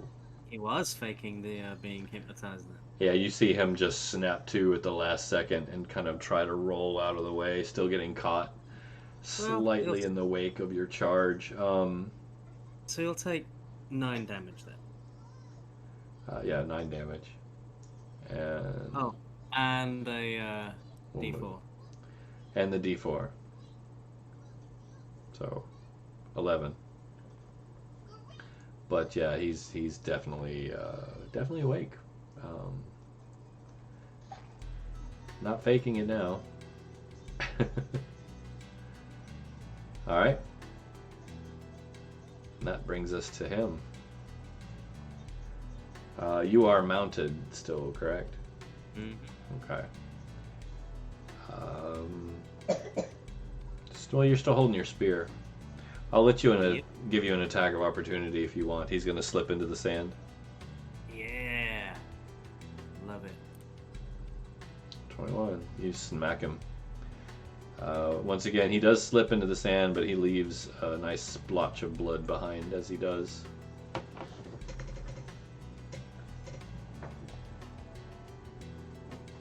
All right.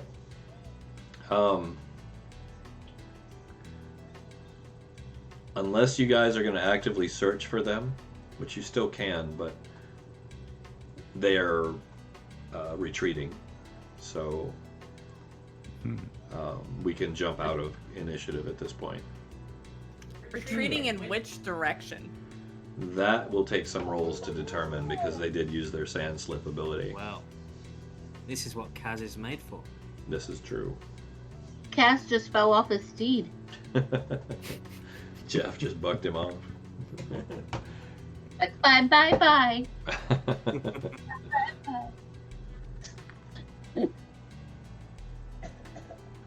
So, Kaz roll perception. Yep. Perception, or are you trying to track them? Oh, fuck. Tracking would be different. I don't think I'd get advantage on that, would I? No, in fact, any searches made for them are at disadvantage.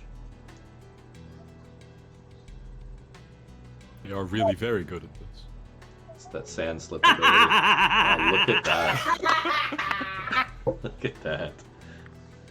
We'll say that thanks to the wounds you placed on the two as they slipped, you definitely got a definitive direction. They were headed towards the volcano.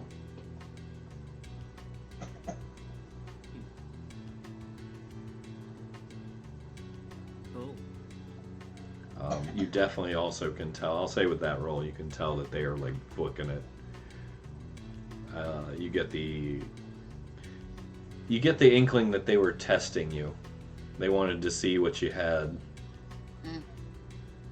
And you've more or less shown them, at least to some degree, thanks to Evelette holding the hut and most of you staying within the hut. There's no way they got an accurate head count. Yeah. But yeah. Plus they don't know, they also don't know our firepower because we were using spears and lances. This is very true. Yeah. Very true. So, let me see if I can get something. I was more concerned about knowing whether or not they were headed towards the EOT, but they're not, so yeah. And this is something too I would say. I mean, obviously Kaz discovered what we needed, but with my careful eyes, I would be interested in both, like, you know, being able to use that search action and the perception, but then also knowing that Uki now knows that she's definitely going to need to be using careful eyes as we see if we proceed towards that volcano, so I can pick out any more threats, or she's going to be on high alert now. Okay. So we're just searching the area where you guys are standing now.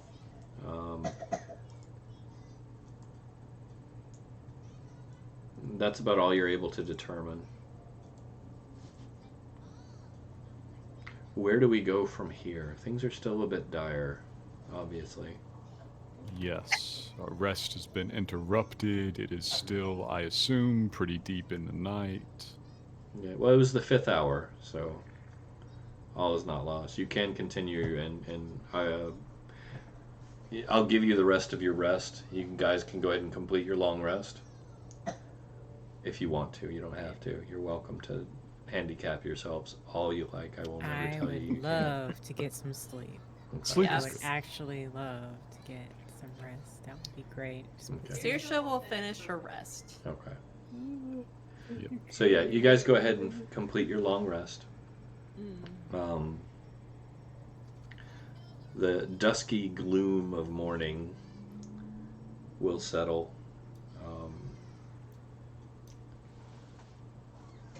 At the end of your rest.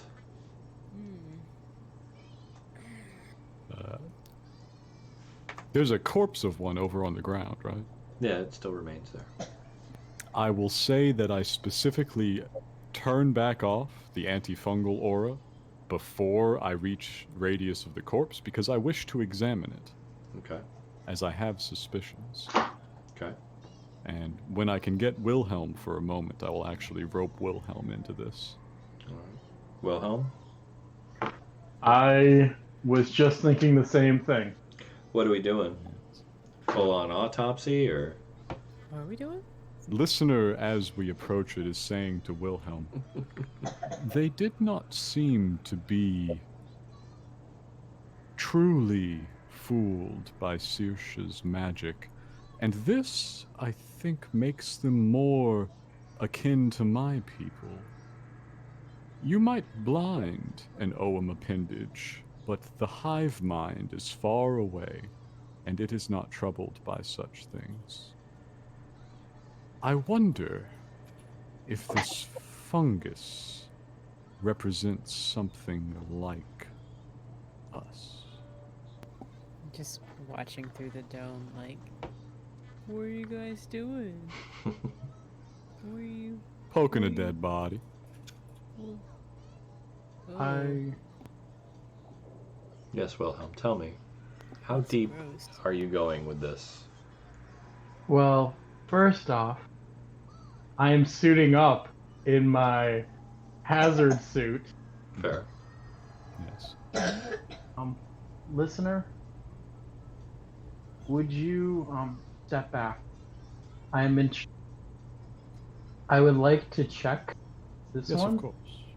but just in case, my concern is like a fungal spore.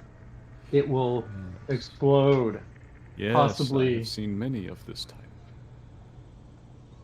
And I don't want it to spread to... Let us remove it as well from the area of the phoenix. Let's put it over here, the far side. Yeah. There you go. So tell me what you're doing here, Wilhelm. Well, do you have the ability to do your antifungal aura again? Not until the morning has come. The arcane energies, they build up so slowly in the body. In that case, I am going to move farther away with the body. I thought we were in the morning. We had started this immediately out of concern the body would do something nasty. Okay. Okay. So yeah, if you can move the body over by me, that way I'm far away from people. And I am going to start with a basic inspection of the body. Keeping a sharp eye out for any sporing fungal caps. Okay. Yes. All right. So give me. Oh, there you go. Well, and actually that should... the 24. It should be advantage. So Anatomy. you peel back the headdress, bone, and like I said, uncomfortable looking leather. Tied is stitched with various bits of rawhide and rot gut. Excuse me, cat gut.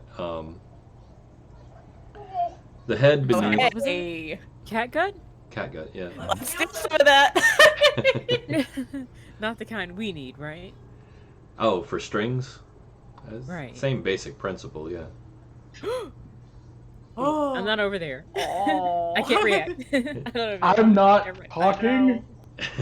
I am thinking at listener, because I assume listener's got the mental connection. So I Yeah. am just thinking everything, yes. That's Yeah, fine. I'm basically just in the stream with you, Wilhelm. I'm watching through your eyes. We're chatting as you work. I'm streaming. He's streaming, yes. So, Twitch millions, even in game. Listener is that. subscribed to everybody. of course. So, you peel back the headdress. The head beneath is bald. One of the ears has been chewed off by the look of it. His lips are dried and split. You can see that there is some type of infection in the mucous membranes in the nose. Discoloration within the mouth, although the teeth are jagged and broken. like he was in poor health to begin with, but there are a lot of raised bumps beneath the surface of the skin along the brow. Something soft underneath the skin. You can feel it. I am then going to prepare to biopsy one of them, but first, I would like to use one of my antifungals on it, on my blade, so if I cut it open and there is a fungal inspection, I am cutting into it with the antifungal already on the scalpel. Fair. Okay. Let's do another medicine check. All right. So you cut into the brow? Into one of the actual bumps. Okay, along the ridge, the brow ridge. Yes, but just one of them. I'm slowly nicking it open, again, with the antifungal already on the scalpel. All right. As listeners in your brain commentating, we are discussing technique, and he's suggesting peeling back the layers gradually to expose anything that might be under pressure. This is an adult stream, everyone. If those watching at home, be prepared. Mm-hmm. All right. So you very carefully cut along the brow, exposing what's underneath. Peel back the skin just slightly. I imagine wiping as you do to keep the blood and viscera to a minimum. He is still pretty ripe. That's probably a bad term, but you get what I'm saying. Beneath it, along the brow ridge, coming out of the eye socket, you can see fungal growth actually going up along beneath the subcutaneous layer of the skin and pressing against where you've cut. It immediately begins to kind of die from the antifungal on your blade as it touches the surface of it, but you can tell that there's definitely some type of infection in the cranial cavity of this person.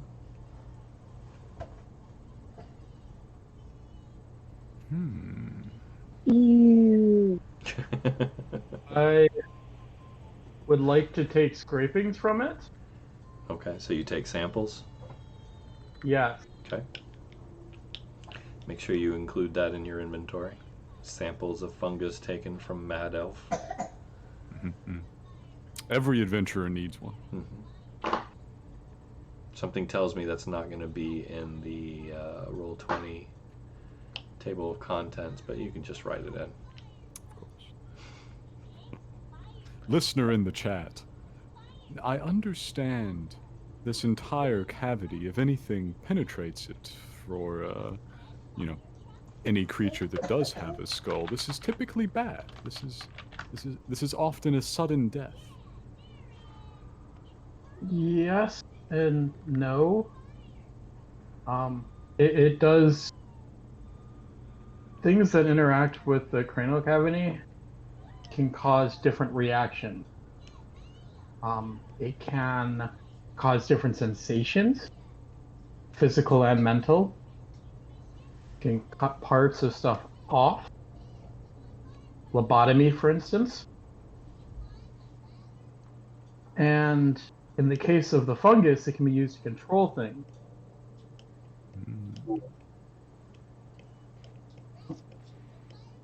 We already saw what the fungus was doing to Archibald, which was it's the initial fungus in a less mutated version causes ants to behave a certain way.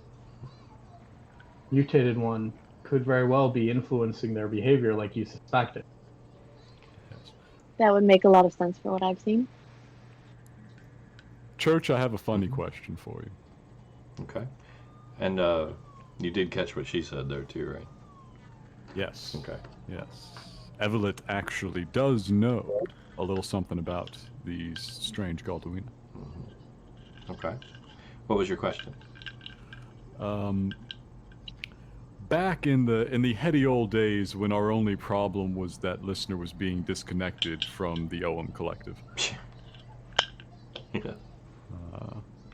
There was a time when the actual structures in Listener's brain and sensory apparatus that connected him to the collective were being visibly burnt out. Yeah. Is the structure at all similar that we're seeing here? Obviously, there's a difference in the base organism. It's not the same. All right. No, because what was affecting you was something way different. More dangerous on a larger scale, whereas this is more of an individual thing. What if it's not them, not the Galdawina, that are connected, but the actual fungus in their brain? This would be quite terrible for the Galdawina, but it does seem more likely.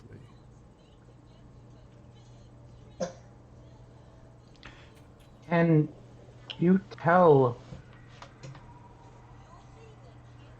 if this fungus is alive? Can you reach out to it?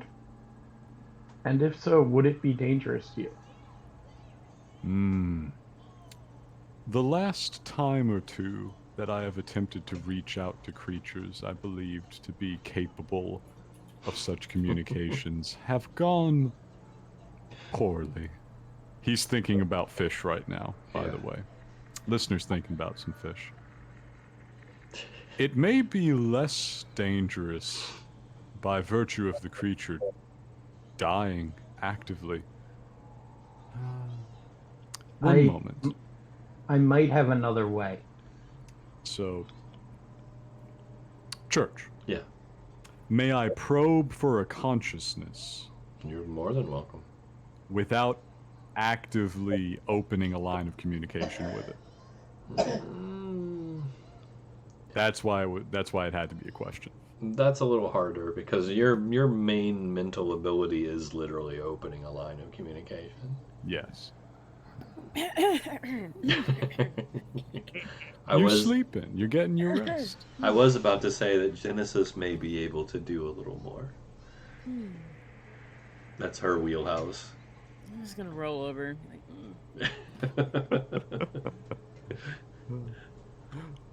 Listener will say, I don't believe I can do it without risk. Genesis, perhaps. She has ways that are beyond me. One sec.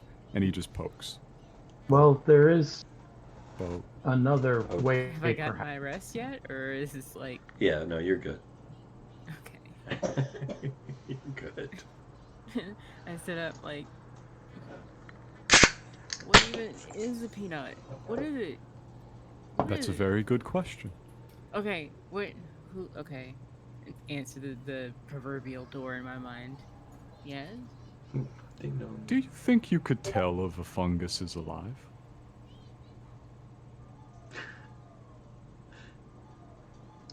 Do you think? Okay, yeah. Genesis I guess rolls over and goes back to bed.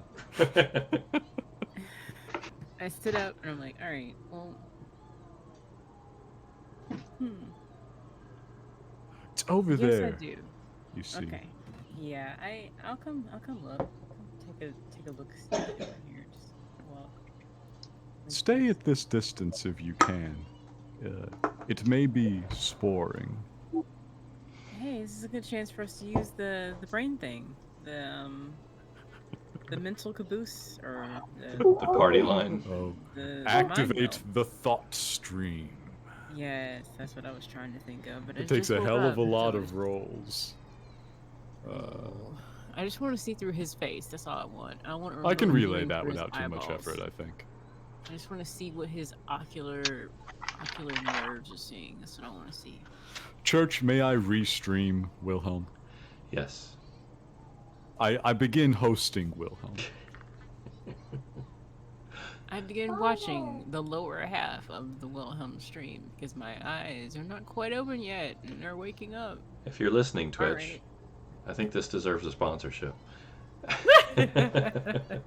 Oh my Go God, ahead. I would oh my like to God, oh note my- that oh my- the Wilhelm stream starts with please like and subscribe. That elusive cryptid. So like and subscribe. I actually hate Genesis that I might said be that. able to see the cat gut on the armor, like if she's watching through Wilhelm's eyes.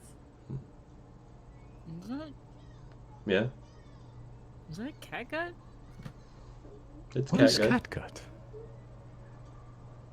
Cat gut your tongue? I don't have a tongue. Based on what you know of the Galdawina, though, Genesis, which you know pretty good about them, this is definitely cat gut, but it In the metaphorical sense. probably came from a bipedal creature.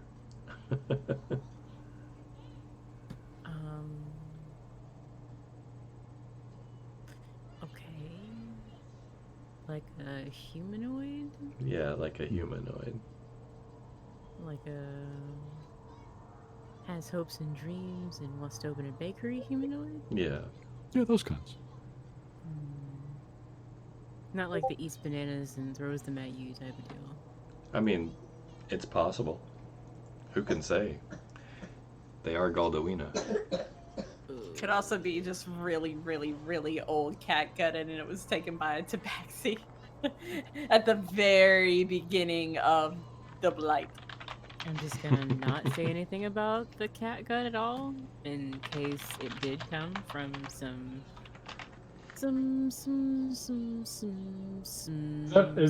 that bleeding over? Some less than Man, you guys are genetic kind of in the same sources. stream. I'd say, yeah. Can I identify if if it's a humanoid creature? Like what type? Well, I mean, catgut is basically rolled up, dried out, and treated intestinal lining. So that would take a little work. Do you really want to work with this fungal corpse for that long? Probably not. You might want to just have a look at the fungus through your own psychic connection. Yeah, Just see if anybody's home. Yeah, and we also don't want to worry about the cat gut if we have to disinfect it from the fungal stuff. Because that's probably going to be very difficult, if not impossible, to completely extricate it from its infected surroundings in order for it to be safe for us to handle for a long-term period of time. So I'm just going to kind of peek, wipe the sleep out of my eyes and just watch the stream and like try to figure out like what is happening here. Is the fungus moving? Does it seem to have intention? It's not moving. You don't get any type of sense of sentience from it. Okay. What's its aura saying? Like, It's no different from seeing a mushroom on the side of the road. but aren't mushrooms considered a living fungus? They're alive, but they're not sentient. They exist just to exist.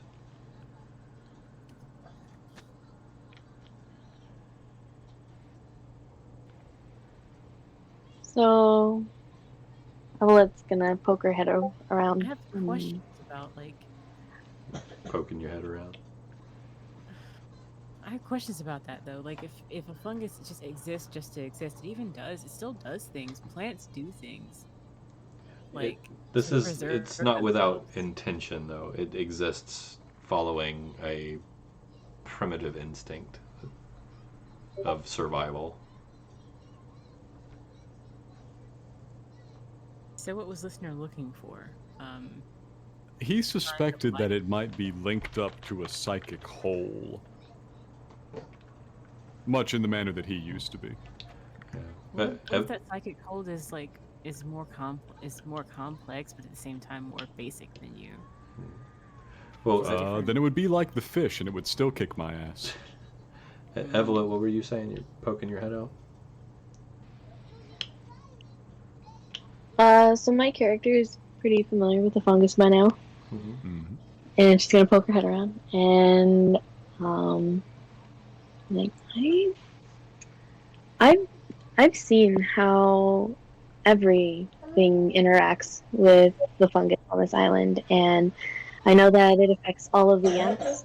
In a way, it makes them docile, makes them trainable. They listen to the elves who use them as mounts. The elves on this island are exceptionally angry and violent, and they all have um, taken on like this similar attitude of aggression.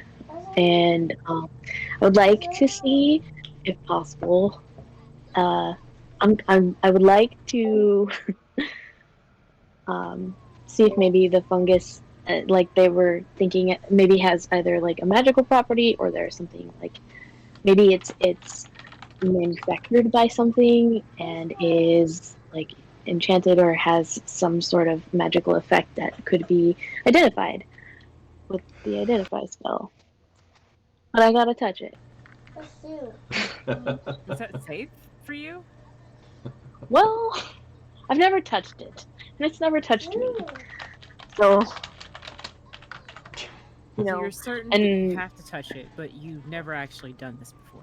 I've never done this before. But I never really thought that this was a possibility. I just thought, you know, I thought that maybe it was a sickness or something that was affecting on the island. But if they, the ideas that you guys have put forth make sense to me, and I would like to see.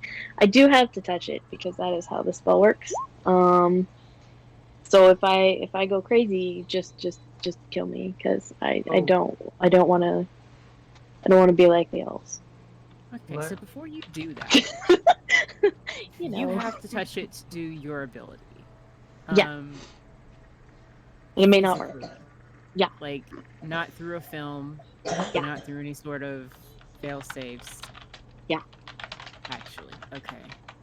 Gotta touch it. What if we could find someone who had touched it and, like, go through their brain? That wouldn't work for the spell. Okay. I have Gotta to be I have you, to touch gotta it. be- Yeah. Okay. Their brain was not sufficiently magical at the time. I don't really think. I mean, because when they came onto the island, right, the spores touched their faces. Not like they covered their faces, but it touched them, right? So it might be okay for like a tiny bit to touch it. Maybe. Well, if you need a smaller sample size, what about the carrier ant? Yeah, he doesn't have any more. The spores on him. Carefully obliterated. Yep. Okay, we'll have to do the same thing. We'll have to prepare that same setup here for you. Cool. Well, I mean, Wilhelm just took samples. Just like take a hand or something if We'll you just need to. we'll just grab Wilhelm, ding ding. Can we regroup here just a minute? well, let me. From what you said, let me see where it's growing on the cranium and see what parts it's pushing on to see if it is. Go ahead. You're talking about doing a full autopsy? I want to see the parts of the brain it's touching to see if it is hitting the aggression center in particular. Okay. So why don't you guys work in tandem then? She just wants to touch a sample of it. So while you're cutting into his brains, she could just reach down and lay a finger on it, and that'd probably be enough. If I start to get angry, She's gonna. Touch just the sample slide and not the actual brain itself. Because I feel like that's a lot of contagion in one place. Depends. If Wilhelm's all suited up, he could just hand her a slide, and she could use that instead, because that's a very limited amount of it. You're welcome to least. try.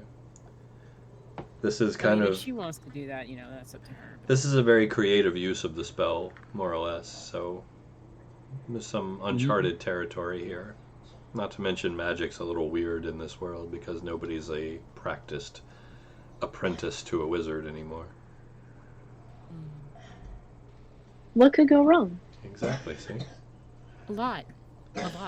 Though I do have one. There might be another way without doing that. Everyone's so scared.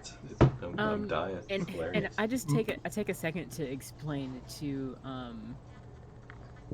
Evelyn, Evelyn. Evelyn, Mhm. Evelyn, Evelyn. our storied, not necessarily bad history with Volrestad in this particular assemblement of individuals. It has not gone well. So we just want to like keep you Wait. alive. What Okay? happened to the other? They always seem to leave. And Where I'm do not they sure go? I'm not sure if it's because we don't make them feel That's such a good welcome, question. or if it's because they don't want to be here. You know, that's the thing. And if it's the first one, if it's the former, then we need to work on that. We need to be more safe. We need to protect these people more, right? Only 2 of them left out of the 3. Well, And then Warren came back. Well, no, he's Galdowina. Yeah, I'm just talking about the Volrestad. Oh, my bad. I feel like in our search to find the keys that would unlock our capacity to end the impacts of the void, we kind of implicitly sort of pushed a bias against people who were molded by that and have their origins in that history. So is she it's saying just that kind out of- loud? Yeah. Yeah, I'm just like talking to you about this. Like, what do you think of like the complex social ramifications of us trying to end the blight when you guys were, for lack of better I'm cutting terms, into the born from brain. it? So Brain autopsy. real quick, Evelyn, just to point out, you would be familiar with Genesis's cultural background to a point. Yes. You would know that she is a Ventrite, and they are functional anarchists. They're very known for just speaking their mind very plainly. So this Yep. is not an insult or anything from her. It's a No, she's totally fine with it, except for like where'd they go? the end of her culture. But otherwise, she's totally fine. And no, I mean, she's gonna latch on to the subject about the keys, and now that she's starting to kind of understand what the group is here for, because that was never really touched on yet. She's just gonna like wave her hand in a circle and just be like, wait. What do you mean about the keys? About the keys? I don't think I mentioned the keys. That wasn't me. You did mention the keys. She did. Yep. You did. You did. Did I? Yeah. It was part Okay. of your ramble. Well, what I was saying was, like, do you think that searching for the capacity to undo the impacts of, because okay, so, like, this, and this prophecy, so and so, in so doing, gain the key. This, yada, yada, yada. Okay, so. You're talking about the first prophecy? Yes, one of the first. We witnessed one. Like, There are so many goddamn prophecies. yeah, we witnessed one. There were supposed to be 12, and they were supposed to turn like keys into tumblers in a lot to allow us to gain the key to like ending what the blight has done. So If Genesis is speaking about this out loud, can I roll to see if like Saoirse wakes up? Like the conversation about the somnambulist prophecy just cuts through her subconscious. Oh, you're waking up. Everyone's kind of waking up. We've pretty much finished our long rest at this point. Are you talking about one of the first 3 utterances, or is this something that? Poor I believe Evelyn. this would be one of the first 3. Yes.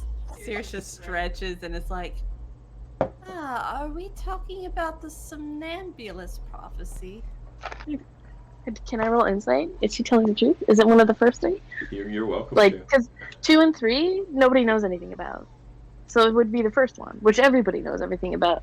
But then why would you bring that up? What's going on? Well, I'm gonna roll. Go for it. Poor Evelyn. She's probably confused as hell. It's brilliant. Oh yeah. Wilhelm, go ahead and make your medicine roll while this is happening. This is also indirectly why she's here. Yes. Also, I'm gonna ask to be like, I appreciate the open discourse. I am performing brain surgery. Can I possibly be removed from this particular chat for the moment? Yeah, Listener says, I will segment. Excuse me. I can't make a Can side you channel? please get off this party line? Please free up the party line. Oh, this is all on the party line? Okay, so seriously, Is isn't it? hearing any of this. Well, no, Is it on the party line? Evelyn Oh. and Genesis are talking verbally. Listener is Aloud. conveying to Wilhelm. Oh, Yes. okay. Got it. I thought I was just talking to Evelyn. I didn't think Yeah, it no, was you gonna are. be like a thing. for Oh, it everybody all to- bleeds when you're hooked up to listener. Yeah, listener is conveying. You're talking. Come on, man. But that's fine. He has adjusted. He has tuned that dial. Okay. Yeah, it.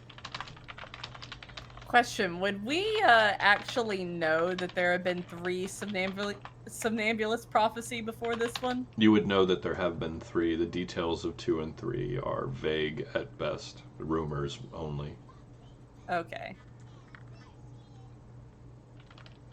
So Shearsha kind of just like sits up, stretches, and is like, we don't quite know the details of 2 and 3. We know they've happened. And back a few months ago, I actually followed one of the somnambulists into a tavern outside of Carrick's Cross, and we were witness to that somnambulist prophecy. So we can only assume that it's number 4, and that's the journey that we've been on. We've been following, trying to fulfill it. And she reaches down into her shirt and pulls out a key that is on a string that is tied around her neck. A key that says ingress on one side and egress on the other. And she says, this is the key to that was a part of the 4 somnambulist prophecy, and our next step is to take it to the Dome of the Shining Eyes. We actually met an avatar of Sinufe before we came out here, and that's how we know that that's where we need to go. Can I just ask a really quick question? Of course. Just for my own brain's sake. Yes. Didn't we hear about like 3 people who were sent into a place to find something, and 2 of them died, and one of them like. That was the first. Okay. Also died, but later. Yeah. Also died, but after telling. He told the tale. Telling them about what happened. Mm-hmm. Okay, that was first. Yep. Evelyn is visibly freaking out. She is so excited. So excited. I start telling Evelyn about the first one. Like, this is the first one we heard about. That's the original one. The OG. Yeah. So I know Evelyn about the freaking out, like Saoirse's going to kind of wake up more, and she's getting excited herself at Evelyn's excitement. You're both just like,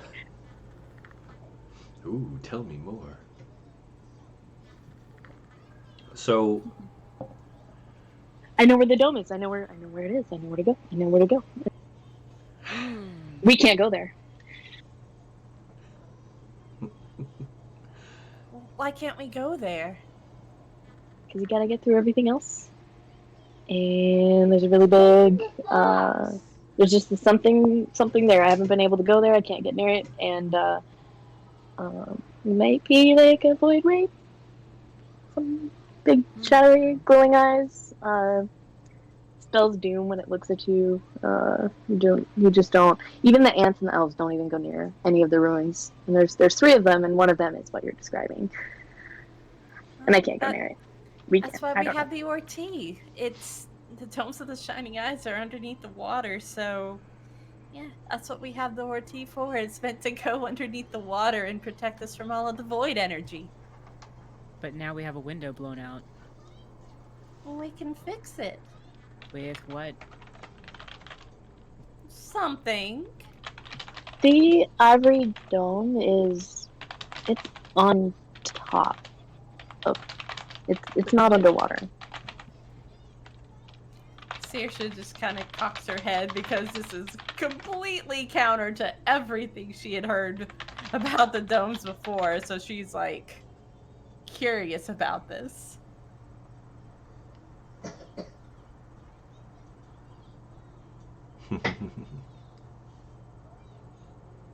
Jason, you changed the lore.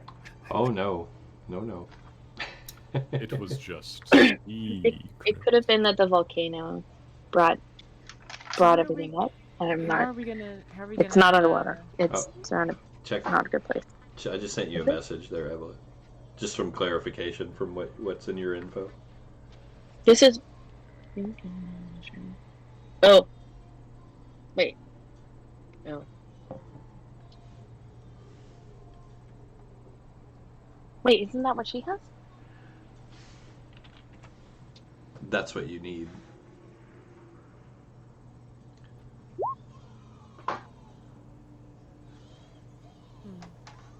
Sorry, we're clarifying.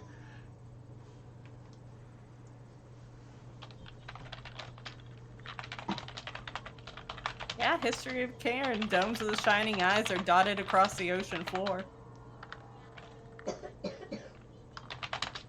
No, that hasn't changed. So the water receded. No.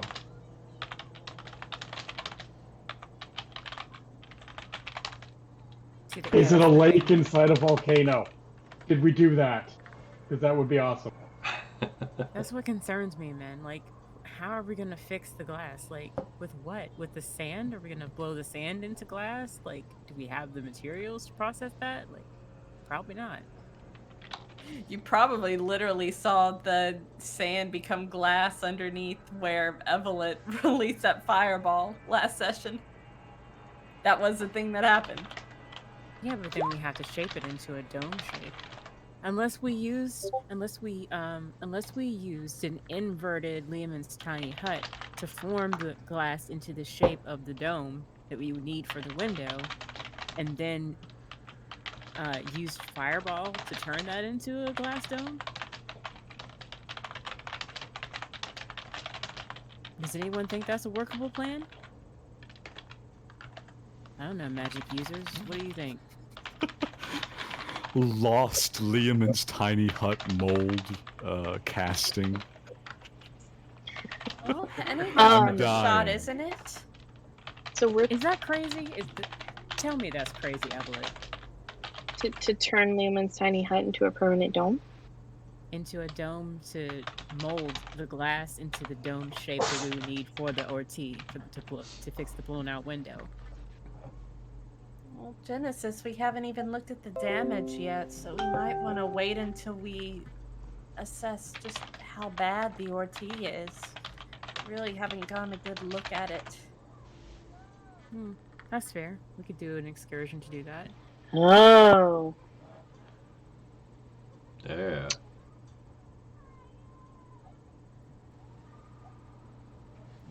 That's gonna be an awkward conversation. Oh, whoa. Why would it be awkward?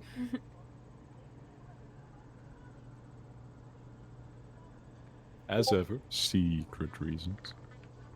Okay, I might be cutting out a little. Sorry. You're not.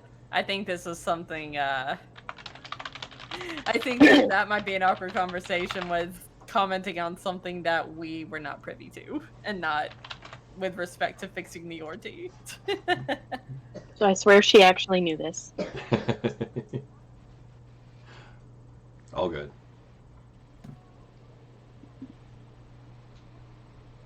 So the way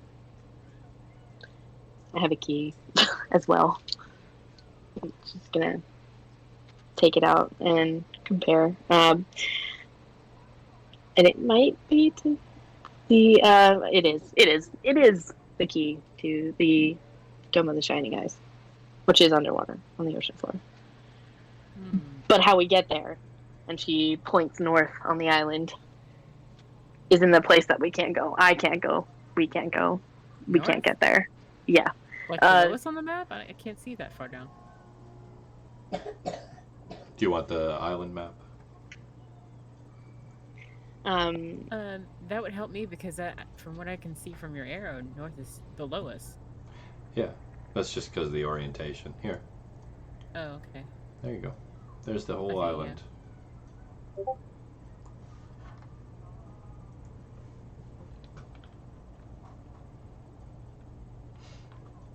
I don't know, man. We're gonna have to like look at the ship and see what's wrong with it.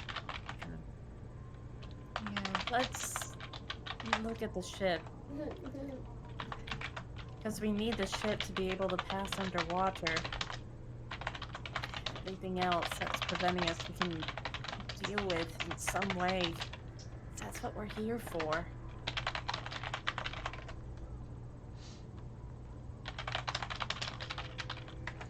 Wilhelm and I are we're just having a time over here. Hi, I'm watching a conversation. Doing autopsies, having theories.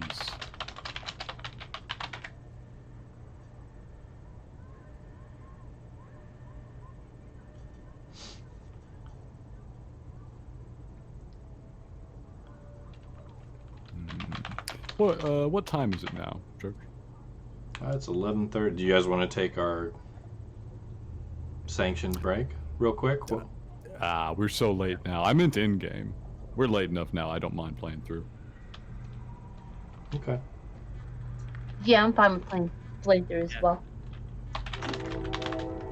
No, I'm thinking in-game. Like, sun up. How we looking? Oh, it's morning. Okay.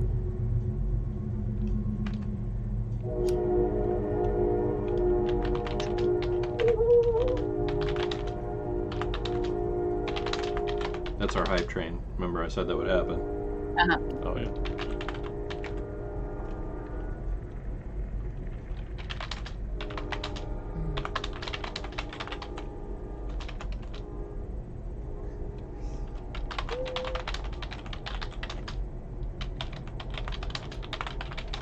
So with the sunrise, there's a couple of things we need to do.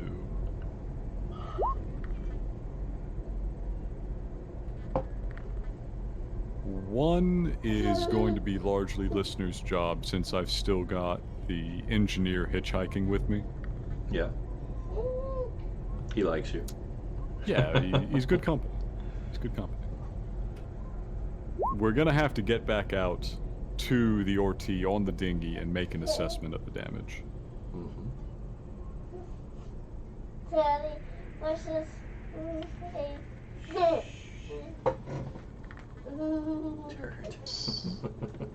Side note. Yeah. I meant to do this.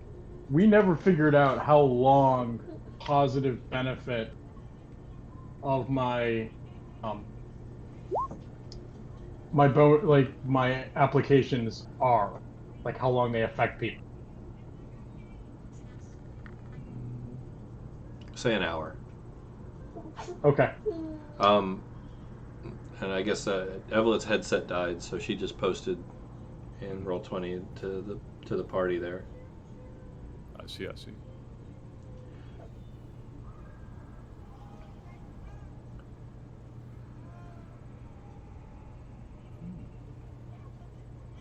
Now, I do have the ability to make someone immune to the water while also making it so they can breathe underwater. I don't know how well they will interact with each other.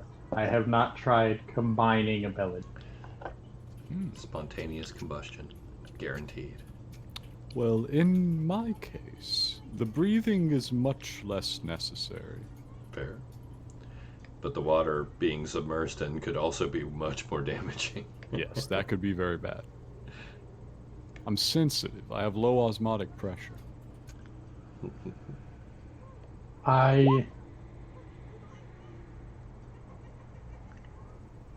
feel like I should be the one to go. That way, if there is an issue, I need to reapply them, I can. Alas, The only one who can carry the engineer is I, myself. Certainly there is room for the both of us in the dinghy. There is. I Why don't you just remote into his brain? Into whose brain? In order to Wilhelm's? We've done this before. In Right order on. to allow the dead to act, though, I essentially give them my body as a vessel. Okay, I can access his brain from there, can I? Like, Potentially. I can speak to him now if I so desire. He's just right here. And no, but listener what I'm makes saying, a very confusing gesture. that's not what I'm saying. I'm saying Wilhelm could go to the ship. I can stay here. I have remote viewing. I can see the ship from here. I can see Wilhelm's brain. I can tell you what he's saying. The engineer can take over and communicate with me. I can tell Wilhelm what the engineer is saying. Does that seem workable? It was so much easier in the collective. Granted, but we gotta get logistics down now, right? To fix this. So as you guys are talking about the dinghy, Mhm. you three in particular, give me perception checks. Yeah, sure. Oh no. Perception. Okay, I'm proficient in that. That's nice. Never mind. You see everything. I don't see it. One good roll, thank you. Listener knows what Nice. color my underwear are. That's how good that roll was. Listener, you in particular, as you're talking about getting back out to the Ortiz and using the dinghy to do so, and who needs to go and who needs to be there, your sensory perception, since you don't have eyes, drifts in the direction of the dinghy. Mhm. And much to your dread, you realize that when the Galduina rushed the Phoenix, he was not attacking the Phoenix. He was attacking the dinghy. There are 2 large holes punched in the bottom of it. Ah. My friends. Our opposition seems well dedicated to the task of keeping us here, on the land. I haven't had a fresh meal in a while. Evelyn's gonna point and be like, "They did that." Did I say that out loud? Sorry. Can I ask what the dinghy is made of? Wood. Very expensive wood. Ah. Why are we floating out here on $1 million? What are we doing? I It's will. the only thing that floats. I will say that Evelyn, and I hope you can hear me. Sure can. I fixed it. Oh, good. Welcome back. Yay! Welcome back. I will. IT. IT. Nice. IT Nice. power. Evelyn actually happens to be quite aware of where more wood might actually be located. Yeah. Make us rich. Church. Mm-hmm. I totally know where it is. Well, there are 3 ruins. Oh, I do know. Here, I'll let you handle that one then.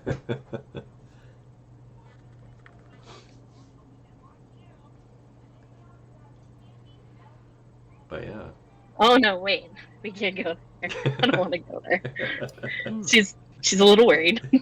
So, Are we counting the petrified remains of dead trees as wood? I don't know if that really counts as wood. Maybe not. Maybe the halfling settlement. There is wood at the halfling settlement as well. Scraps and Yeah. bits, broken furniture. You've been there. Yeah. That's better. We should go there. That would be better. There, maybe. I mean, if the ants and the elves are avoiding it, maybe not. But we should go there because it's a lot less dangerous, and there might be other interesting things besides just wood. Not that wood isn't interesting or really valuable. regardless of the exact extent of the damage, Church, you correct me if I'm misremembering or not, but every deck has flooded. In the Orti? In the Orti, yeah. Well, I mean, it looked like it was headed that direction when you guys abandoned.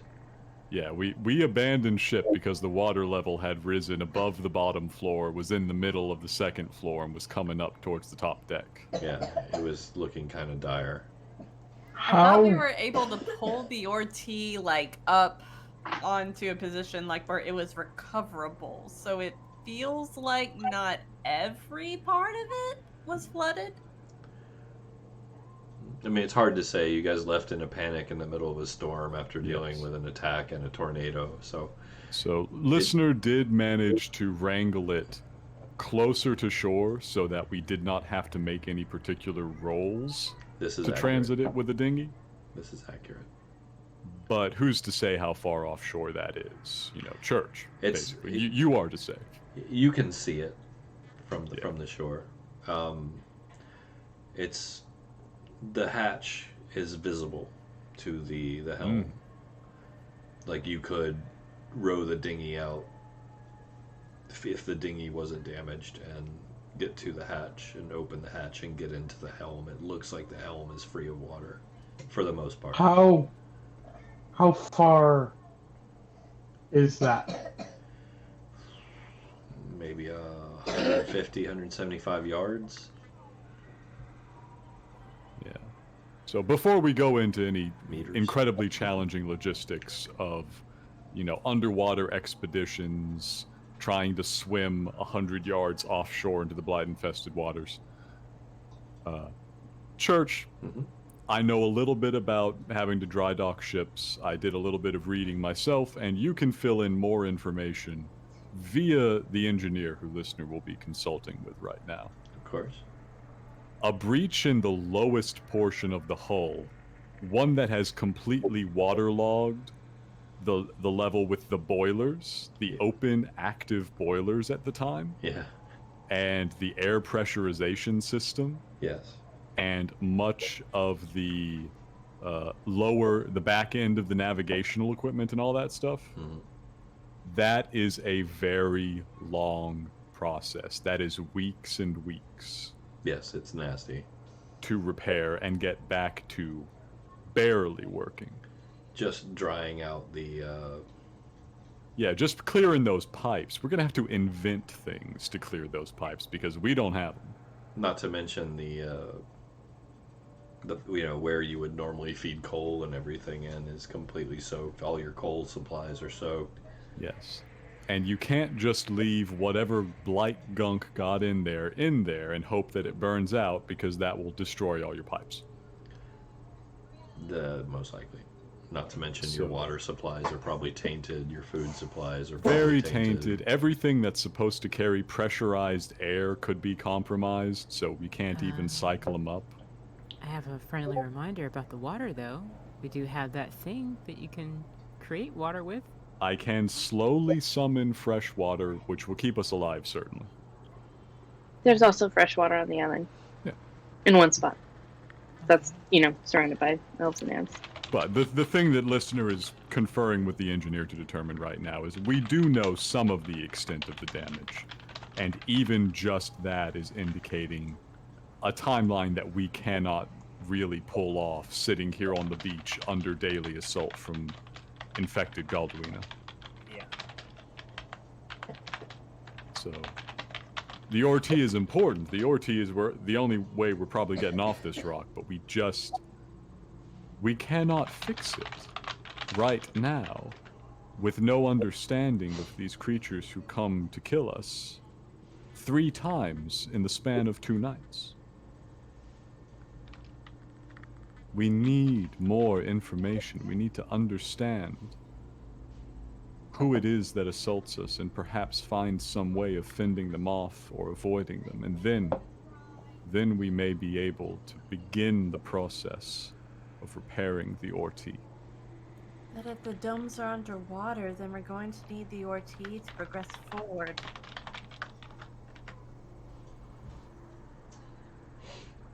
Right? And she looks at Evelyn, who seems to know more about the domes than she does. Like, maybe we could make this journey while avoiding the water entirely, but No, he doesn't know. You're still gonna need to get down there. So, you have a key to the dome, and I have a key to the underwater dome, and I have learned that there is a way to travel within the Ivory Dome that is on this island that you have the key to. So maybe we should try to do that, because from my research, it seems to be a portal of some type, and I'm not exactly sure because nobody's done this. But it seems to be, and in that instance, I feel like this could be either a way out, or maybe there are more possibilities once we get to where we're going. And if anything, we can just come back if it doesn't work, and then try that. But like, so far, the unknown seems to be the best option, because the known is going to take weeks, maybe. Well, I heard about. I think it might be a portal too, and at this point, because like Saoirse latched onto the word portal, she is going to tell her about what they heard from the avatar of Sinufe and where they needed to go next. Why don't I? Are you going to share it with her? The butcher's letter.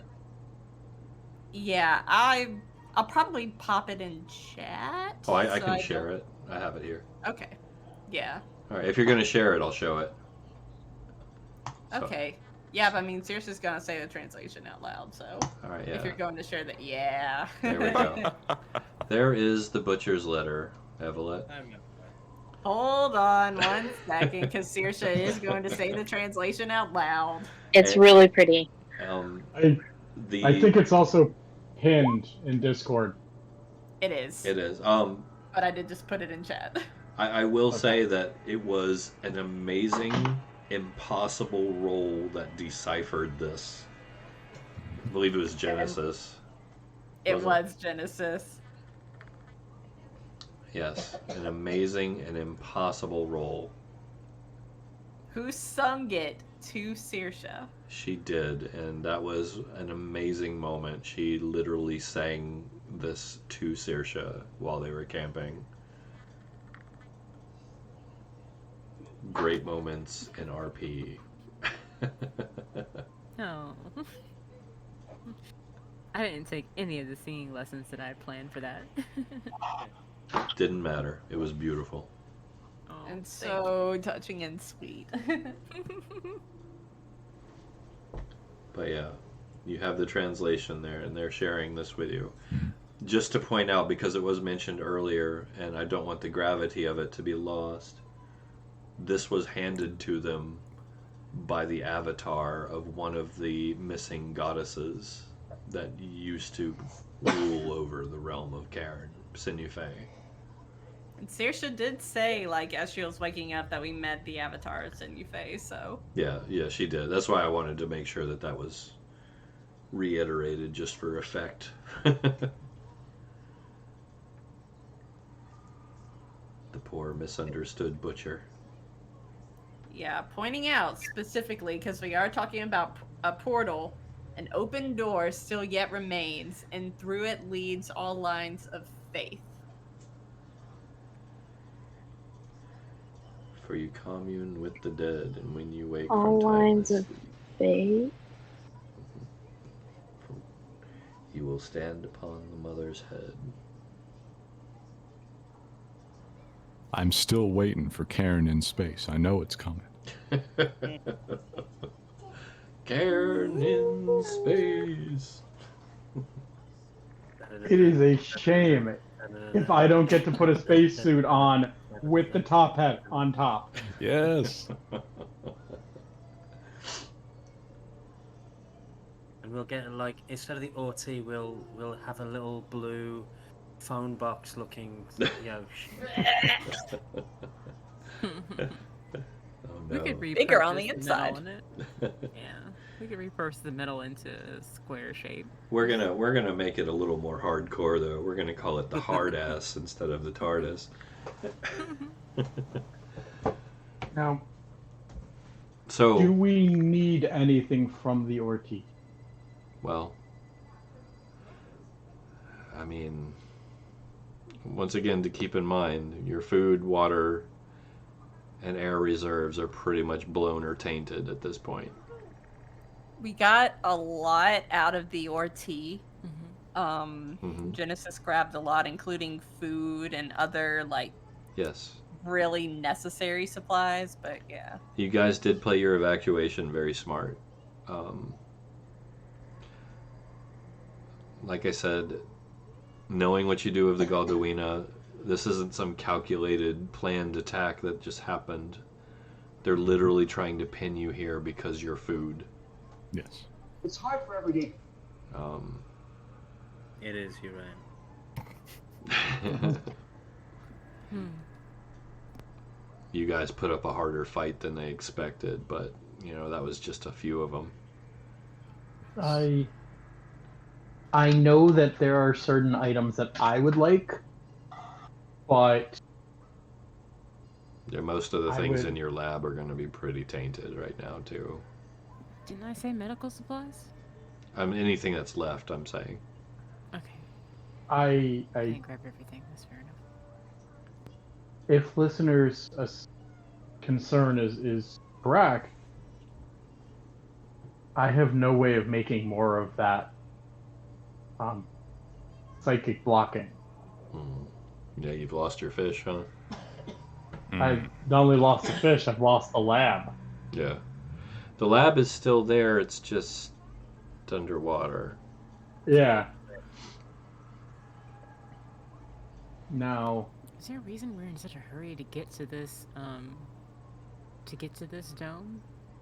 Is there a reason we can't take the time to fix the Orti? Constant attacks? What listeners been saying is basically that we may have the time in theory, but we cannot maintain our position here in the way that we require to actually repair the Orti. We will need weeks of relative stability in order to get it off of its current position. It'll probably take multiple diving trips to patch the hole enough for us to drain water and even get it mildly prepared for repairs, because it's just the boiler's flooded. We can't get it on land. We're not going to be able to haul it up with ropes. It's got to weigh 500,000 pounds. This thing is enormous. It's ridiculous. I will say. Yeah, and what listener's concern was that not that we didn't have the time to do it, but that Galduina would be coming and attacking us all the time. We will be eaten long before we manage to get the Orti mobile again, unless we figure out what's up with the Galduina first. They do know where you are. Yeah. They've managed to find us 3 whole times when it would have been very difficult to do so. They will easily find us again. Yes, they know where. And they are determined to sabotage all attempts. And once we figure out for personal experience, we could work together with. Sorry. No, go ahead. I was just saying I could work together with with Kaz to do what we need to do to get it out, right? What, the Orti? We could maybe provide some outside sources of movement, or like encouragement of the movement. Encouragement. To get it out. You guys are doing great. I can use my mental capacities to move it for 480 pounds of it, and then Kaz could maybe pull as in addition to like us trying to like get the ship. Well, we're talking about tonnage. In fairness, I was exaggerating, but I did add 3 zeros on the end of that number. Yeah. We're talking tonnage with this. Yeah, I was about to say. This is a 3-story tall walking submersible. Yeah, it's big. It's so big.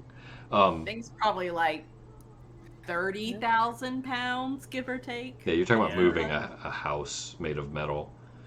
Okay. But that's fair. We're brainstorming, so there's nothing wrong with that. I will say that another important factor, and it's something that Evelette has mentioned, The only source of potable water on the island is at the volcano. Listeners got us covered for that. Yes, you definitely are going to be a huge boon with that. But if you guys want to replenish your supplies on the Orti without it taking a really long time,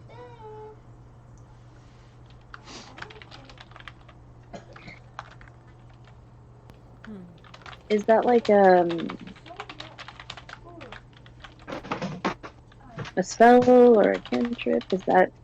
It is a cantrip that I use for that, so I can repeat it pretty regularly, but it just makes very small amounts of water every time.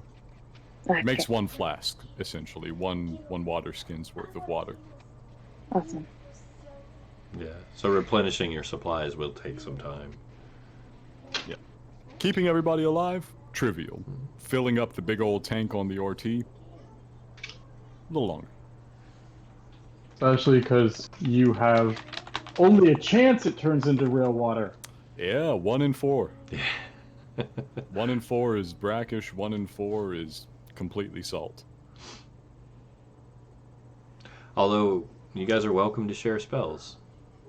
Yes, so I could probably teach Evelyn that one. Mm-hmm. It's very useful. Yes, please. It's been a while since I didn't have to die to get water, or almost die to get water. So yes, and so based upon what we've learned thus far, we have the volcano.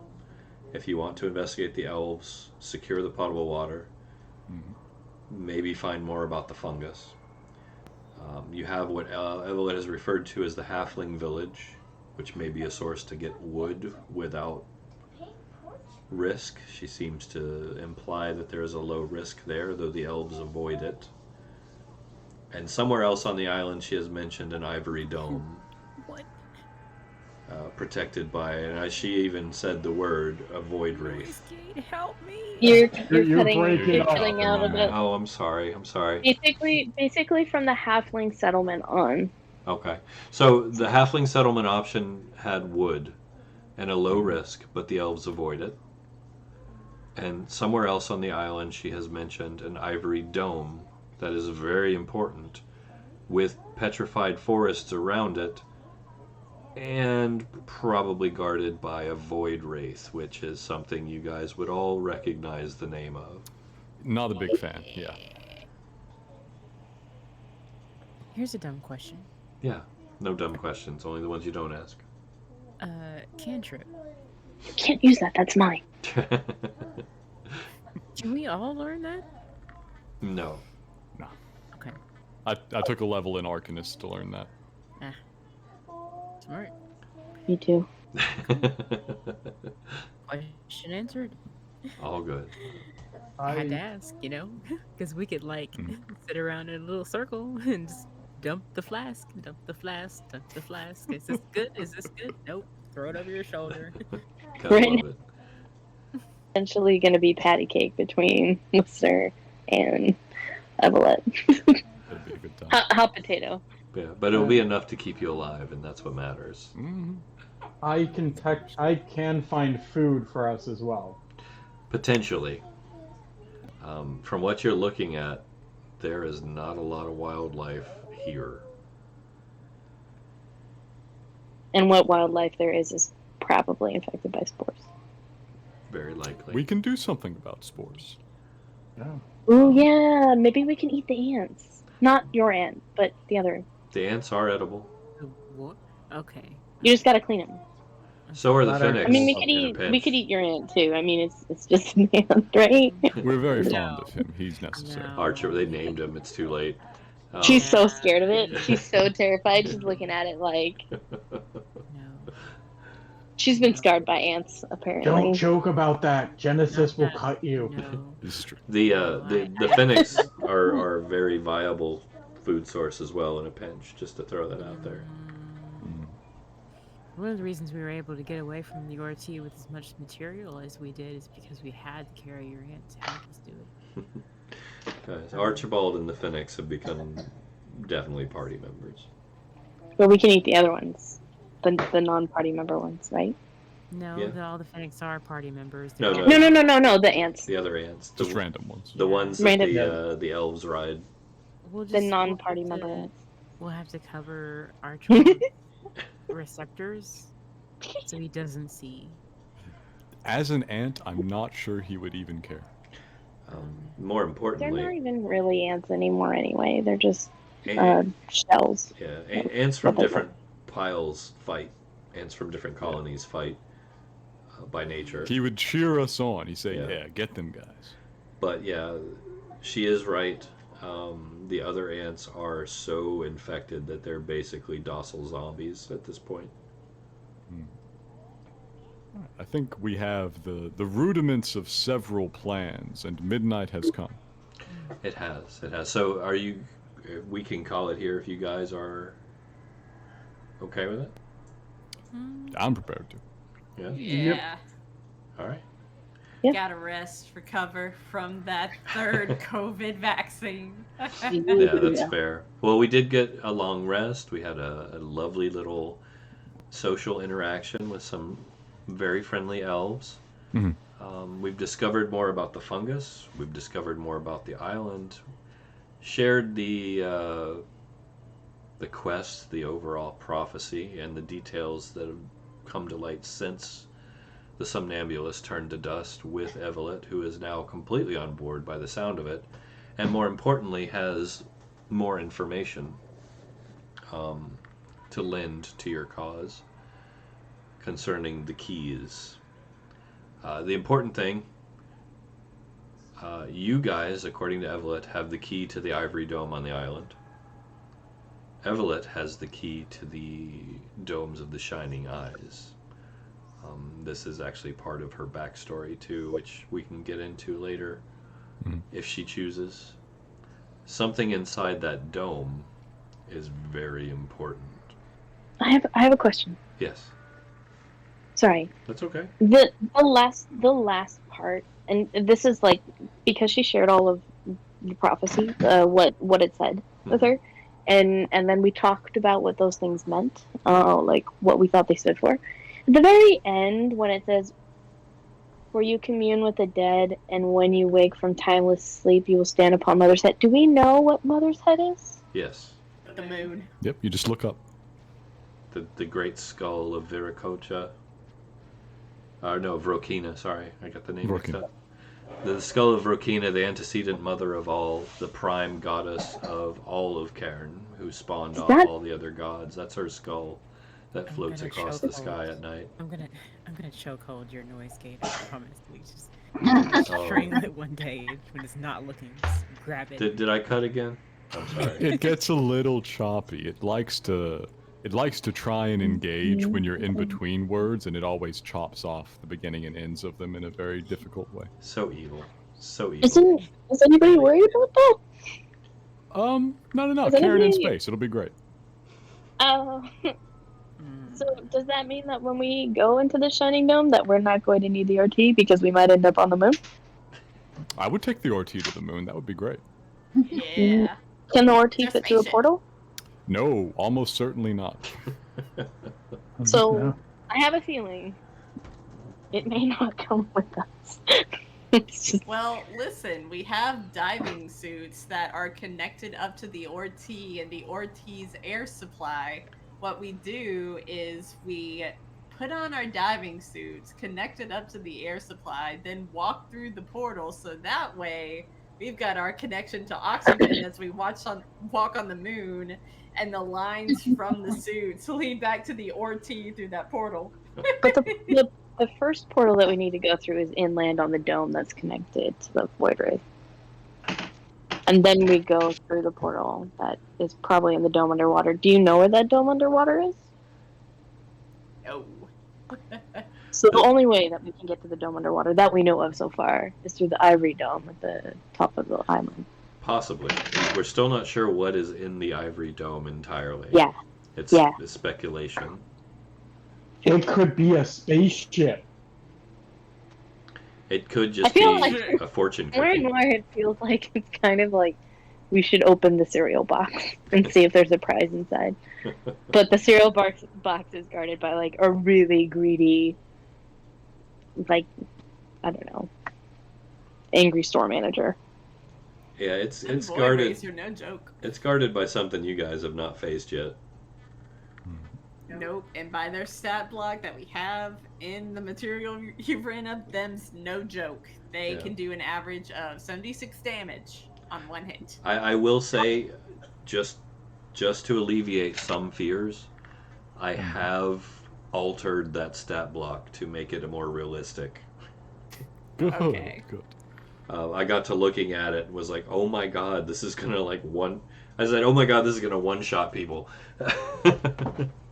Saoirse has like 43 hit points. Yeah, I have 41 hit points. Yeah, It so could like blow air on me and I Regain die. one of those. I at a long rest. I dumbed it down a bit so it wasn't so lethal. It's still really dangerous and really powerful, but it's not gonna one-shot everyone in the party, you know. It's more realistic. Good. All right, so just to close us out on fun facts for our future repairs. If we say that the Orti is roughly equivalent to a 75-foot buoy tender, which should be fairly reasonable, that thing has a displacement of 175 tons. And that's a buoyant vessel. The Orti is a submersible, which means it will probably be more. Yes. We are not moving 175 tons of metal any amount closer to shore anytime soon. Yeah, I got it the first time. You're all good. Then we gotta add the weight of the water in. I get that this is impossible. You don't have to keep convincing me. We're good. Hey, I'm just having fun now thinking about how impossible it's going to be. where there's a will, there's a way. Just think how great it will be when we actually end up doing it somehow in a year and a half, real time. Yeah. Where's Draken? Because, He would have a trick for this. yeah. Well, Draken is on another plane of existence. Rip. Or he is currently sitting as a whole in a shadow creature's jar. Possibly, this is, I believe, set in the future from this Stapleton. this is 100 years from the events of Stapleton. Yes. On the Time plus is side, that One means year has passed in Sigil. Draken would still be alive then, which might be the only way he's still alive. Might or he's be. reached level 17. Might If he be. reached level 17, I have a game plan. Unless we TPK in Sigil. Let's hope not. I vote we call it. I'm starting to burn. Yeah, definitely. So we'll go ahead and call it. Those of you who have joined us, including my lovely players, thank you. We will be back in 2 weeks to resume. We'll be back this next Saturday for Sigil Confidential, picking back up from there. Stick with us. We'll see you then. Thanks for joining us. Night, everybody. Everybody. Night, Good night, everyone.